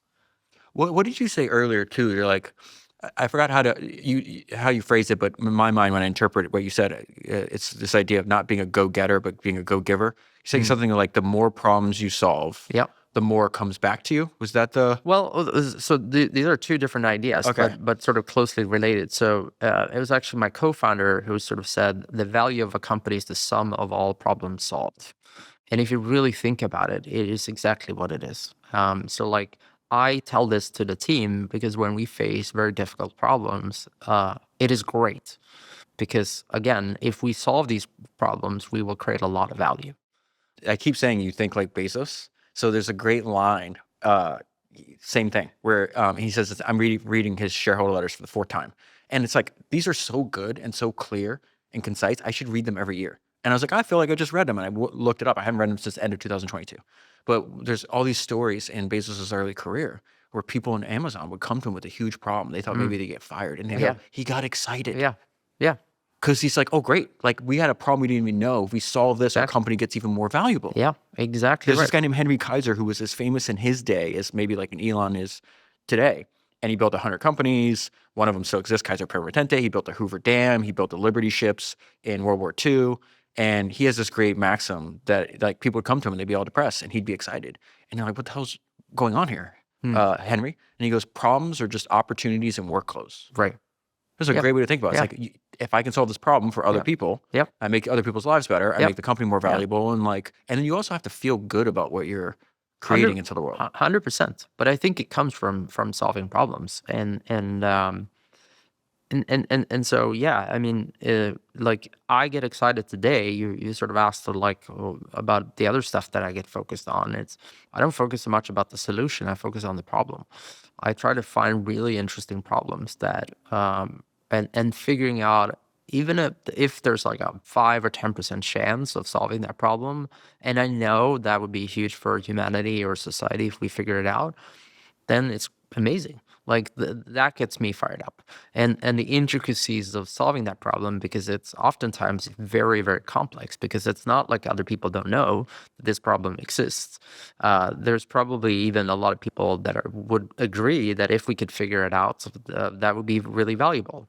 But I find this all the time, and you said it yourself. It's like sometimes they're really small, these problems. Sometimes they're gigantic and sort of earth-shatteringly different. It's everything around life extension to just walking into a store and you see things you don't like in the store. Well, those are problems. If you could do those things better, you could probably build a business. And so the biggest thing, however, is that people have this misconception about what innovation is, and they somehow think that they got to try to figure out something entirely new. But the history of the world is we build on other people's ideas. So an innovation is actually taking two or more things that were already well known and putting it together in a new way. It's really what it is.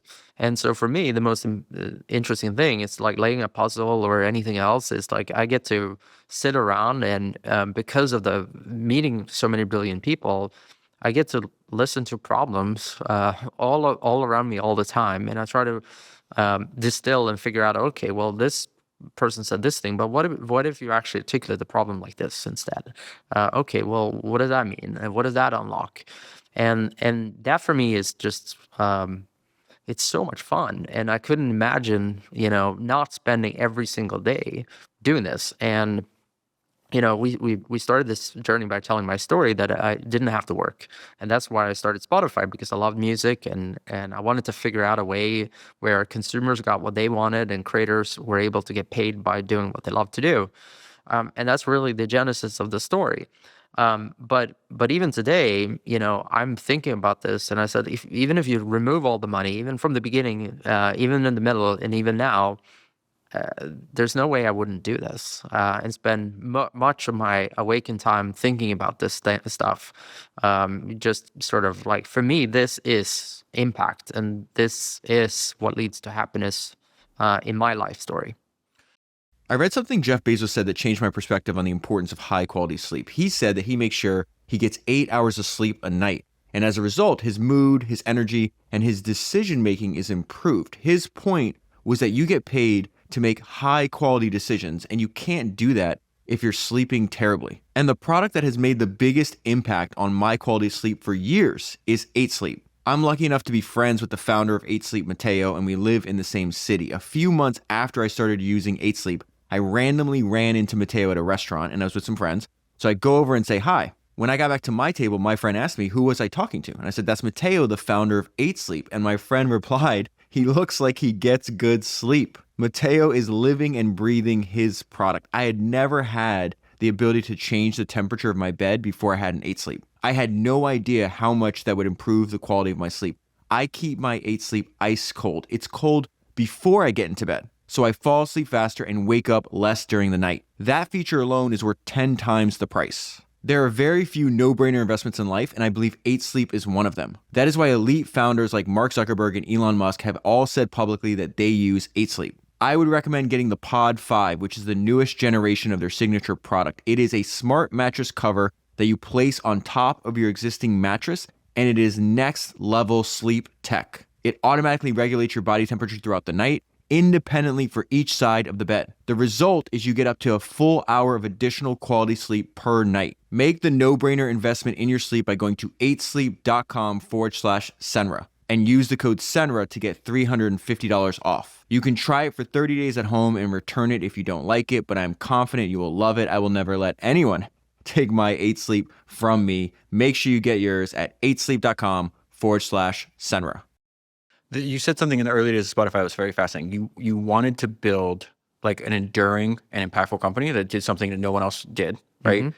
It's remarkable also, like when I'm listening to this series that was created in 2021, how much you guys are talking about AI and how early you were and you understood the impact, which is like, you kind of saw clearly like where we're going. But you said something that I didn't actually understand, because the way I think about technology is like technology is just a better way to do something, right? Mm-hmm. And you're like, at Spotify though, like at the very beginning, it's like, I think you nailed it. You're like, the decisions that were made have to do with the DNA of the founder because we're the only ones there. Yep. But you said, I like technology for technology's sake. Yeah. What does that mean? Um, I like the process of science. I like the process of discovery. I like the process of understanding how things work.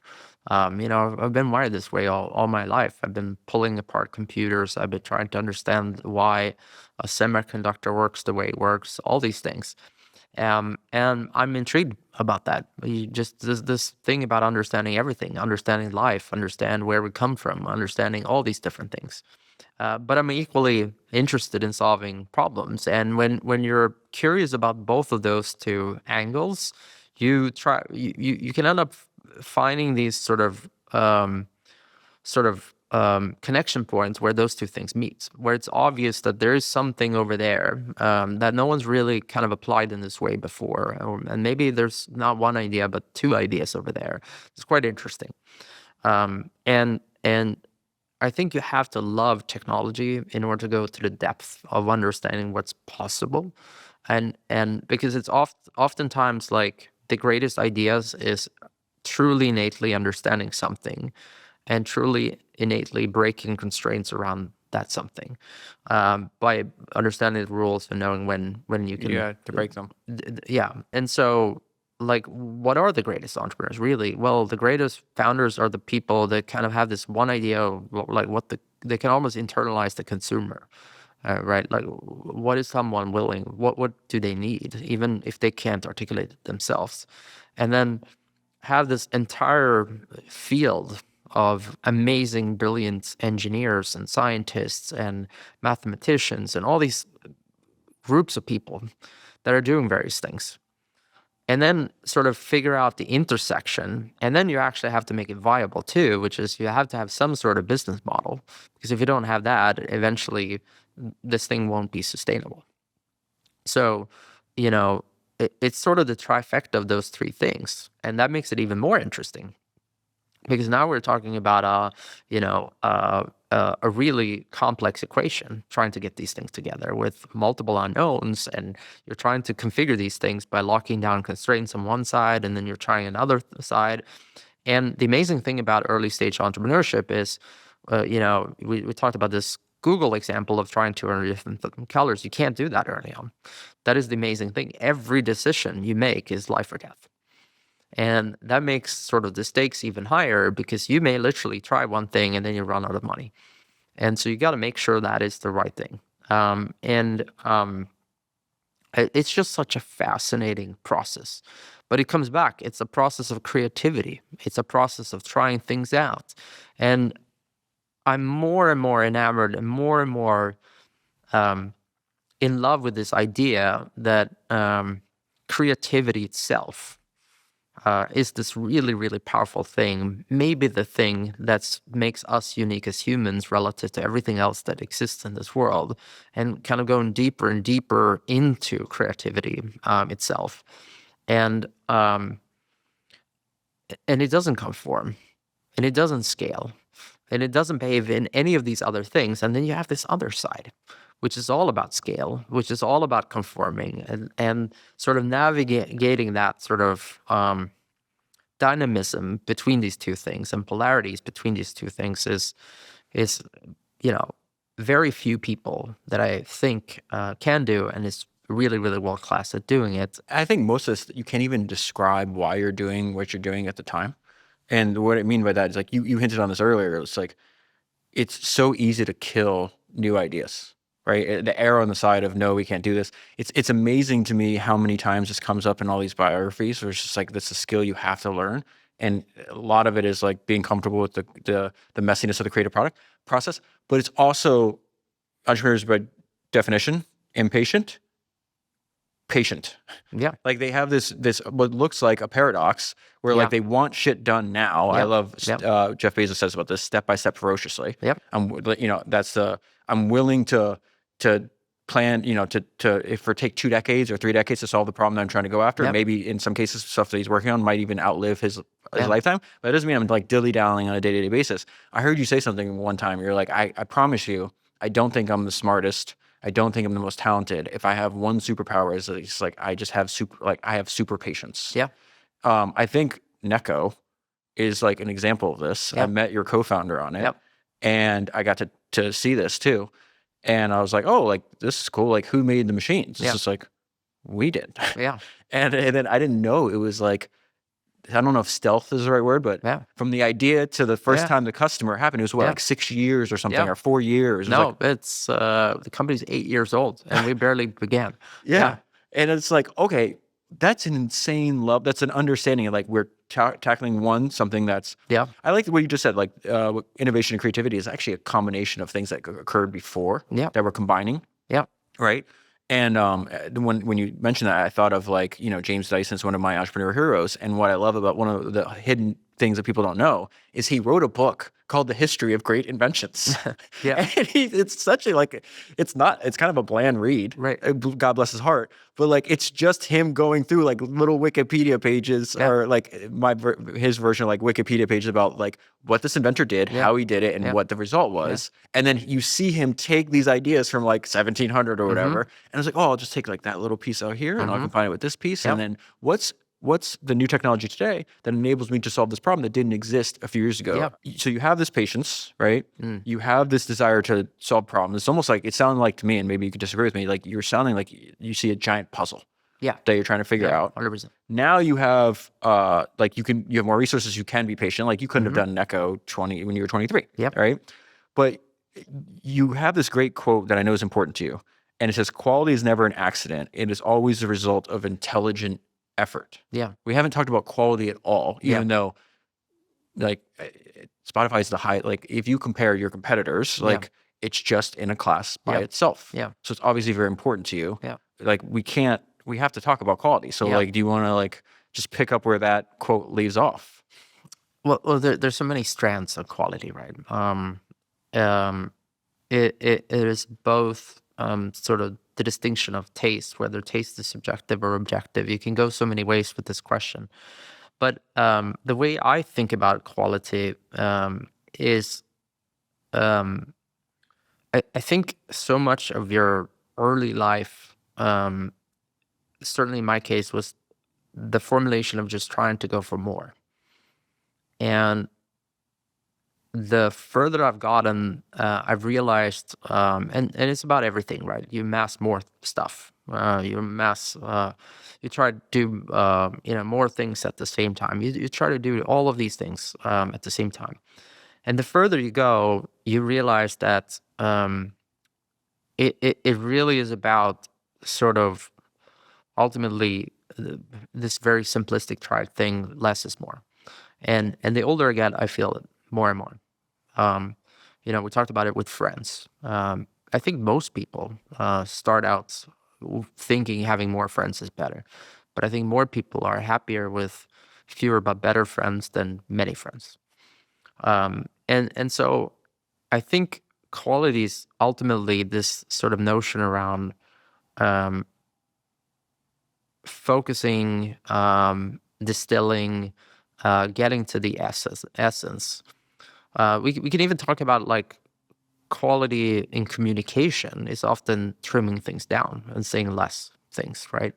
Why is it, for instance, that when we're talking about very hard things, most people's instant reaction is just to try to add more complexity to the issue instead of just simplifying it? They're just trying to be courageous and just trying to say the thing right out loud.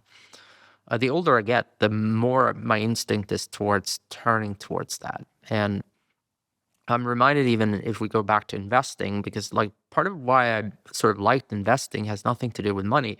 It started with honestly this fact that all of a sudden I had more money than I knew what to do with, and I sort of didn't want to just hand it off to a bank and without understanding anything about it. But what sort of got me deeper curious about it is I realized that investing is actually more about learning about your temperament than it is about the specific action that you're doing. Your temperament, actually, it's more about being in line with your temperament than not, or which game you're picking needs to be suited to you and your circumstances and how you want to play this than anything else. And so again, we come back to philosophy. And so one of the concepts is obviously around that Munger talks about, coming back to Munger reference again, is it's diversification, right? And he calls it somewhat simplified diversification, because the common wisdom, of course, is in theory, diversification is the best thing you can do. But the truly greatest people financially, if that's the only yardstick you use, typically do completely the opposite of that, which is they have oftentimes only one asset. Maybe they'll have two or three, but they certainly don't have more than that. And they just go for that. There's a realization you have, right? Because like I read something, you read a line, and you're like, okay, let me filter that through like how I would say it. So I do this all the time, where like I'll take notes on all the books that I read, and then I'll reread them. I'll just jot it down. It's like, what's occurring there? Can I put it into one sentence? And one thing I stumbled upon about this was that sometimes Nick Sleep has this great quote where he's like, the best investors are not investors at all. They're entrepreneurs who never sold. And me and you have talked about this, the fact that there's a lot of people that have like sold way too early and they're like lauded. And it's like, what if you just didn't do that? Everything else you did, like if you just didn't sell. So Nick Sleep talks about this is like, and in other books, was like, if Sam Walton didn't give away the stock in Walmart to his kids before it appreciated, you have one of the largest fortunes by a single person ever for the ownership, the concentration of ownership in Walmart. And Sam talks about this. He's like, I didn't really do investing in anything but Walmart, right? And it's like he wasn't waking up saying, I need to diversify more portfolio. I need to worry about capital allocation. He's just like, I believe in what I'm doing. I'm going to keep doing it. I'm going to throw all my money in there. And it's just like, I'm doing it because I love to do it. And spending time doing anything else would be an absolute distraction. And Nick Sleep talks about this because he's a capital allocator. He's not building a product, but he's making capital allocation decisions like, do I need to sell this stock, put it into another one? I'm weighing my opportunity costs. And he was haunted almost by this idea. If you look at financial history, it's like he talked about a financial firm one day where they're like, okay, we owned IBM in the 1950s. And I didn't know until I read Michael Dell's autobiography, right? Because IBM it's like they're the most powerful and wealthiest company in the world when me and you were born, okay?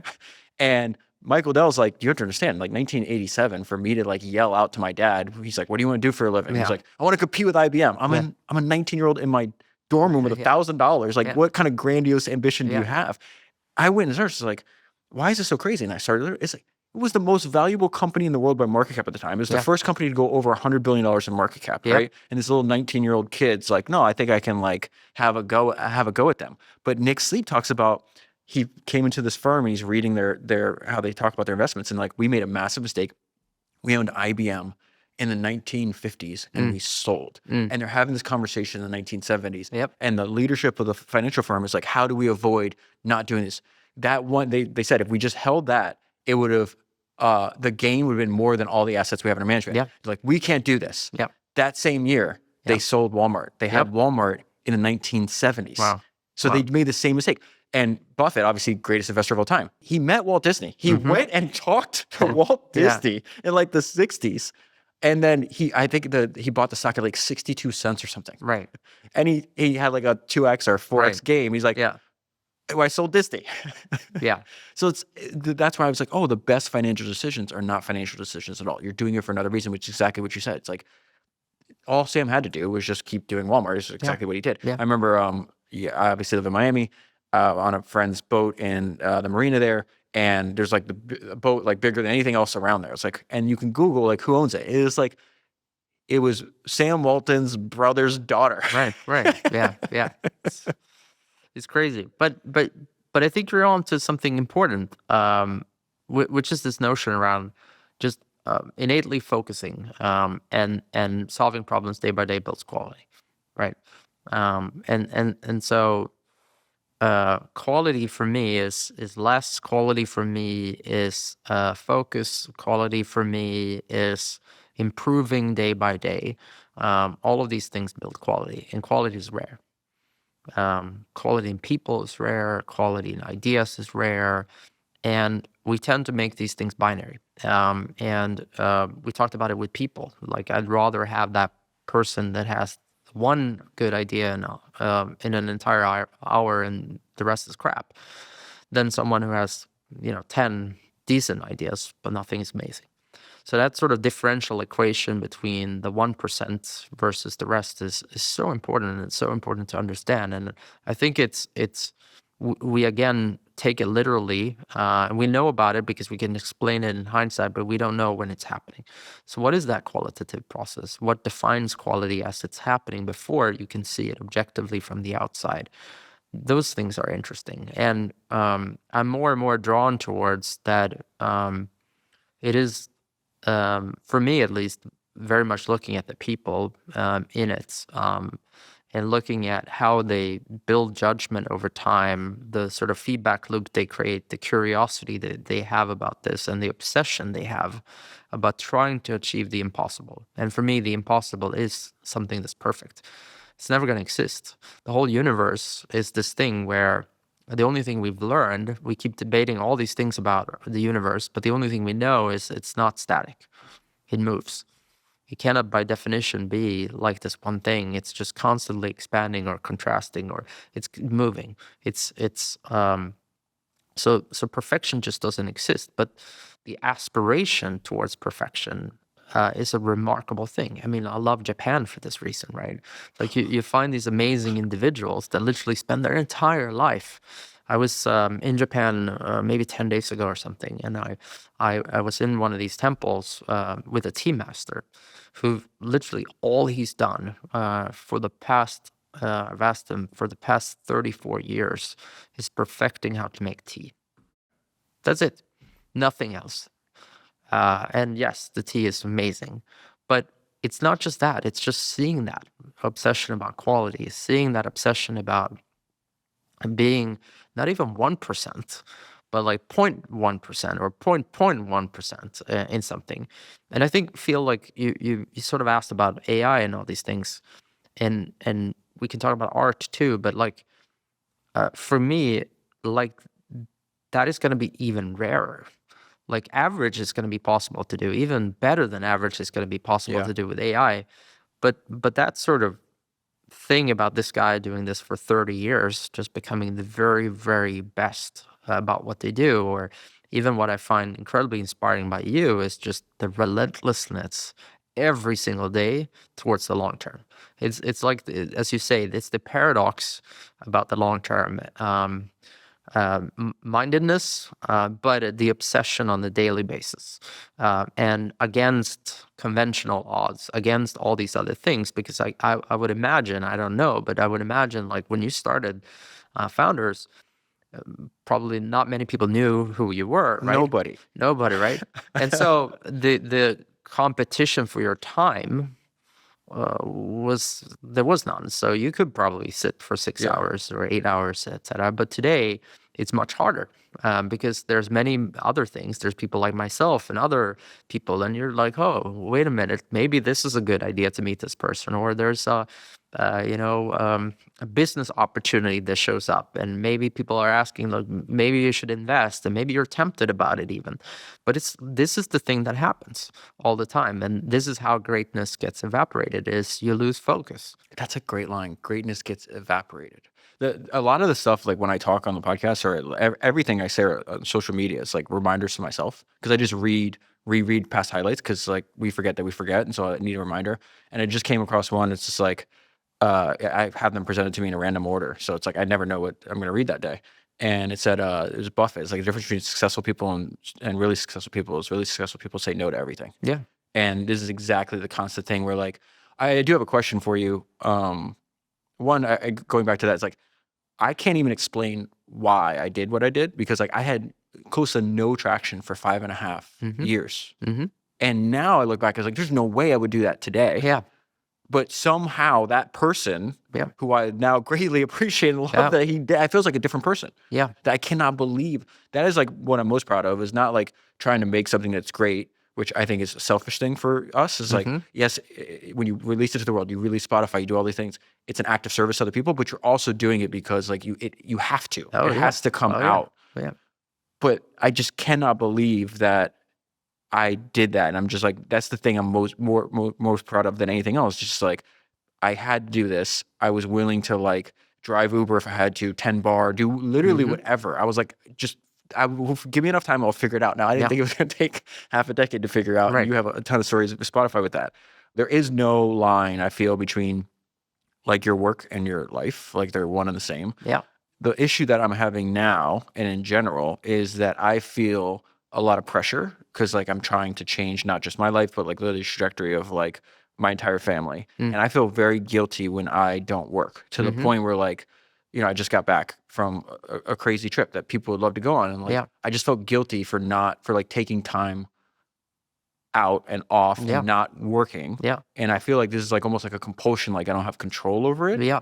Do you have anything like that? Sure. I do feel the same thing, of course.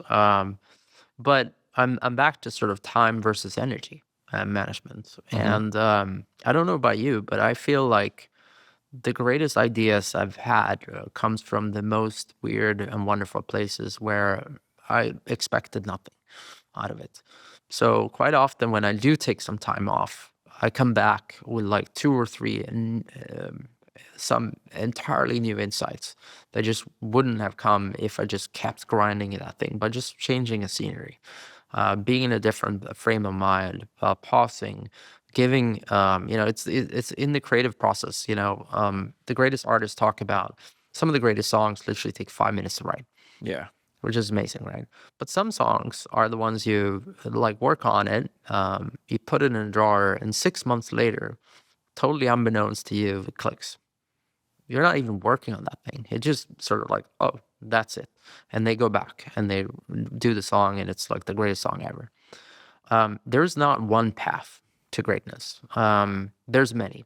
And I feel like that's why I'm so obsessively focused on energy. So you mean energy is like you just let that guide you? Yeah. It's like, hey, if I need a break right now, if I need to go for a walk, or if I need to go spend time with my wife and kids, or like, Yeah. is that what you mean? Yeah, 100%. And I try to feel that. I feel like so much of our life just rips us apart from this thing and tries to get us on a schedule per se. And it's not like I don't have a schedule. Of course, I Yeah. do have one. And but I feel so much of it should be more guided by trying to understand ourselves more intimately, right? So I don't know if you've heard of this, but going back to sleep, there's been this kind of thing around more recently, which I was surprised. One of my 10-year-old daughter told me about this. Is around that actually, she sort of said like we have this idea that of 8 hours, and she actually mentioned instead that the real notion is that we kind of did it almost like fasting, like Ramadan is, how it's based on the sun. Sometimes it could be 6 hours, or sometimes it could be 12 hours. So it used to be the sleep was actually in two periods. So you didn't sleep one consecutive thing. You sort of had a 3-4 hour sleep, and then you woke up, and then you had another 3-4 hours sleep again. And so much of that was based on light. And maybe it was driven by other things that were happening in our life too. And for Nordic people, what it actually meant, going back as late as the 18th century, before we started having electric lights and candles and all these things, is we actually slept a lot less on the summers, and we slept a lot more in the winters, guided by lights. So we keep thinking it's the static thing, but it's actually, again, driven by the environment around us. And so much of this sort of innate knowledge about listening to ourselves, understanding our innate personality, understanding hunger. Like I can tell you, someone I've gained in periods of my life like 40 pounds in my worst negotiations, etc. And one of the problems I have now is that I literally don't know when I'm hungry, because I ruined that sort of natural feeling in my body of understanding when I'm hungry and when I'm not hungry. Huge part of losing weight for me over the past few years was just really kind of innately starting to listening to my body again, and like starting to figure out what satiation means. Because for me, for instance, I don't feel it until 20 minutes after. So like if I didn't like sort of eye what I should eat, I would just keep eating way more than I should. And so much of me has just been portion sizing of like understanding, okay, well, that's probably going to be enough. And it doesn't feel like enough at that moment because I ruined my body, but 20 minutes later, I understand it. And so I'm just trying to sort of, again, convey this sort of thing about understanding who you are, choosing the game you're playing, and realizing that life is not one game, but it's 1,000 games. And there's this brilliant quote by this guy called Kwame Appiah that there's another one of those things. I this just sort of guy. circled it. Perfect timing. We're in perfect alignment. Go ahead. Well, I'm probably going to ruin the exact one, so maybe you can read it. Okay, I'll read it. It's in life, the challenge is not so much to figure out how best to play the game. The challenge is to figure out what game you're playing. Yeah. And for me, realizing that, it's just been eye-opening, right? It's another one that's on my wall. Because I feel like quite often when I'm talking to people, and they're talking and trying to get life advice, they're not playing their game. They're playing someone else's game. They're certainly not playing the game they want to be playing, but they somehow think that life is just one game, where actually so much is about choosing the right game for you. And so, yeah, I keep coming back to that. Like energy management is the same thing. You gotta like create the environment around you that you want to do. You got to choose your game. And when you do that and you start understanding that, you start becoming superhuman in your ability to get things done. Do you have more or less negative self-talk today than you did 20 years ago? I'm more comfortable with who I am than I was 20 years ago. I was still very much, my whole life, I've been a searcher. I've been, when I was really young in my teens, I went to every possible religious meetup you could be. I went to everything. I went to Hare Krishna centers. I went to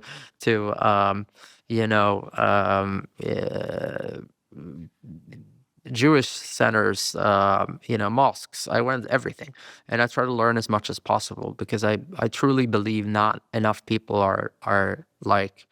I've always been surprised why more people aren't interested in where we come from and what the purpose is of life. For me, those are sort of some of the greatest questions that I, like many others, don't have any idea, obviously, what will happen. But I think they're really important. So I've always been a searcher. And I think that naturally sort of like led me to sort of also be a searcher about myself too, and trying to find sort of who I am. But the older I've gotten, the more and more things have started clicking about myself, and the more unapologetic I am about. And so your inner monologue gets less harsh? Yeah, because not only do you stand out quite a lot as an entrepreneur, and my interests were widely different than my social circle growing up and all these things, but the second thing is I'm an introvert. That doesn't help.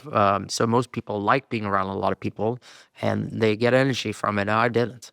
So that obviously naturally gets you to question yourself. And against many others as an entrepreneur, I'm not the most eloquent person. I'm not the smartest. You're pretty damn eloquent. Well, I had to work on it. Yeah. That's still the hard thing. I've really, Listen, I've listened to all your episodes or all your interviews, and I did this before we were friends. And every time something comes out, it's like, oh, I gotta watch that. You're not giving yourself enough credit. Like, you are a very clear communicator. Like, thank you. Yeah. But it's really a work product. Like, Yeah. I wish there was more recorded stuff on myself when I was like 20 and 21, because I tell Not you, me. I was not great. I was quite terrible. And so I've just learned that it's a superpower, and something I have to work on is getting my message across to other people to believe what I'm believing and see what I'm seeing in order to get them to want to come and join whatever thing we're trying to will into this world. I have two more questions that I'm personally curious about. One is going to be a very weird question, but the first one is, do you feel different? Okay, so like most of the people watching this or listening to this, like so few people are going to be born in the projects in a tiny little, we'll have to do like this every year if you're fine with it. because like the idea that you even like come from this tiny little island, which I was like, you know, like got to visit, and then you like competing with the biggest companies in the world and you win. It just doesn't like we didn't even get there. Yeah. But like you grow up, you have a great mom, you know, you're single family, not a lot of money, but and then now what I'm curious about is like your lived experience is so there's so few people alive that can actually empathize with that as because they also had it. So I'm very curious. Do you feel different? Um, And what I mean by that is like as you've grown from, you know, a kid in the projects, yeah. even if you had early success, to now being, you know, one of the most successful entrepreneurs on the planet, which I know don't do the face, Yeah. but it's an undeniable fact. Like, do you feel different? I think yes and no.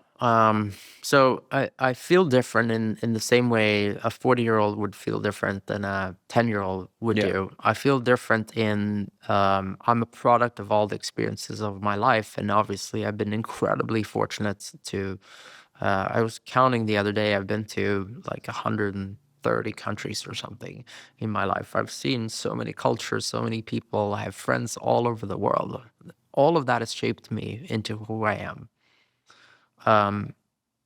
I don't feel difference because innately many of the things, the drive, the long-termness, the obsession, the um, uh, this sort of willingness on the paradox of winning on the one hand, but then also trying to truly find a win-win and work with people to try to find a win-win, which is really important to me, um, has always been there. And it's always been these things. And like you said, you know, you kind of look back at yourself a few years back when you started off and say, wow, how did I do this? And you're amazed at that. I can feel the same way about young Daniel. I can feel myself about the young Daniel that worked every weekend, you know, nonstop, 24/7, sacrificed so many things, so many summers, so many other things. You know, I had a blast doing so, but I didn't have a normal upbringing just because I was so obsessed about learning, so obsessed about making it. And it put me in the position of where I am today. Um, and I actually feel like I owe that guy to keep pushing myself, right? Because there's so many things, there's so many demands of my time, so many things that tells me to sort of downshift gear into an easier gear because life would be a lot more comfortable that way. This is not a comfortable thing. No, it goes back to Neither one of us are doing, right? impact to happiness. This is what. So I think I text this to you, but one of the roles you play, and I'm very grateful that you allowed us to like record this conversation because essentially what I text you is like you seem to have like no self-imposed ceiling on what you can learn or achieve, and that spending time with you then transfers that belief to other people. And so like every single time, you know, I obviously like I take notes of like what I learned from the conversation we have after the fact.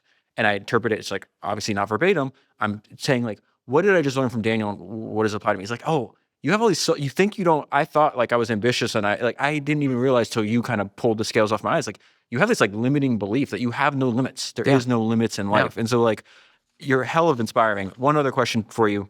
I'm obsessed with Game of Thrones to an unhealthy degree. I rewatch the series all the time. I've read all the books. I read the encyclopedia. I'll read the family histories because I do think like you can learn a lot from human nature in fiction. And and my job and my obsession requires me to 99% of my reading is nonfiction, and I want to read more fiction. And I came across something recently because I'm going through Jeff Bezos' shareholders again, and then I read like what was my interpretation of this in the past, and then I came across something that was fascinating. There's a story in the prequels of Game of Thrones where two brothers are fighting in this war. One of the brothers was pulled into the war that did not want to be there, and he made the sacrifice because it was for the good of his family. He wound up dying in the war that he didn't want to fight in the first place. And his brother that survived got his remains, buried him, and then put him in a grave with only one word on his tombstone. And that one word was loyal. So hopefully you 100 years from now, when you do have a tombstone, if there was only going to be one word on that tombstone, what would you want it to be? Um,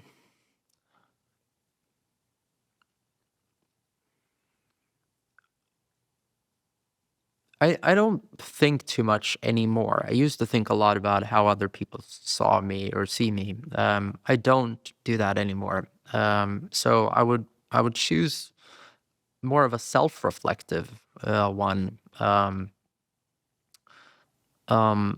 and I wish only one thing on my tombstone, future one, it feels absurd talking about it, but would be that he lived. That's a great one. That's a great way to end it. Daniel, I'm thankful for your time, thankful for your friendship. You're one of the people I most admire, and I really appreciate you doing this. Well, thank you so much, and it's such a huge honor to be your first guest in this series. Yeah, of course. Thank you so Wouldn't have it much. any other way. I hope you enjoyed this episode. Please remember to subscribe wherever you're listening and leave a review. And make sure you listen to my other podcast, Founders. For almost a decade, I've obsessively read over 400 biographies of history's greatest entrepreneurs, searching for ideas that you can use in your work. Most of the guests you hear on this show first found me through Founders.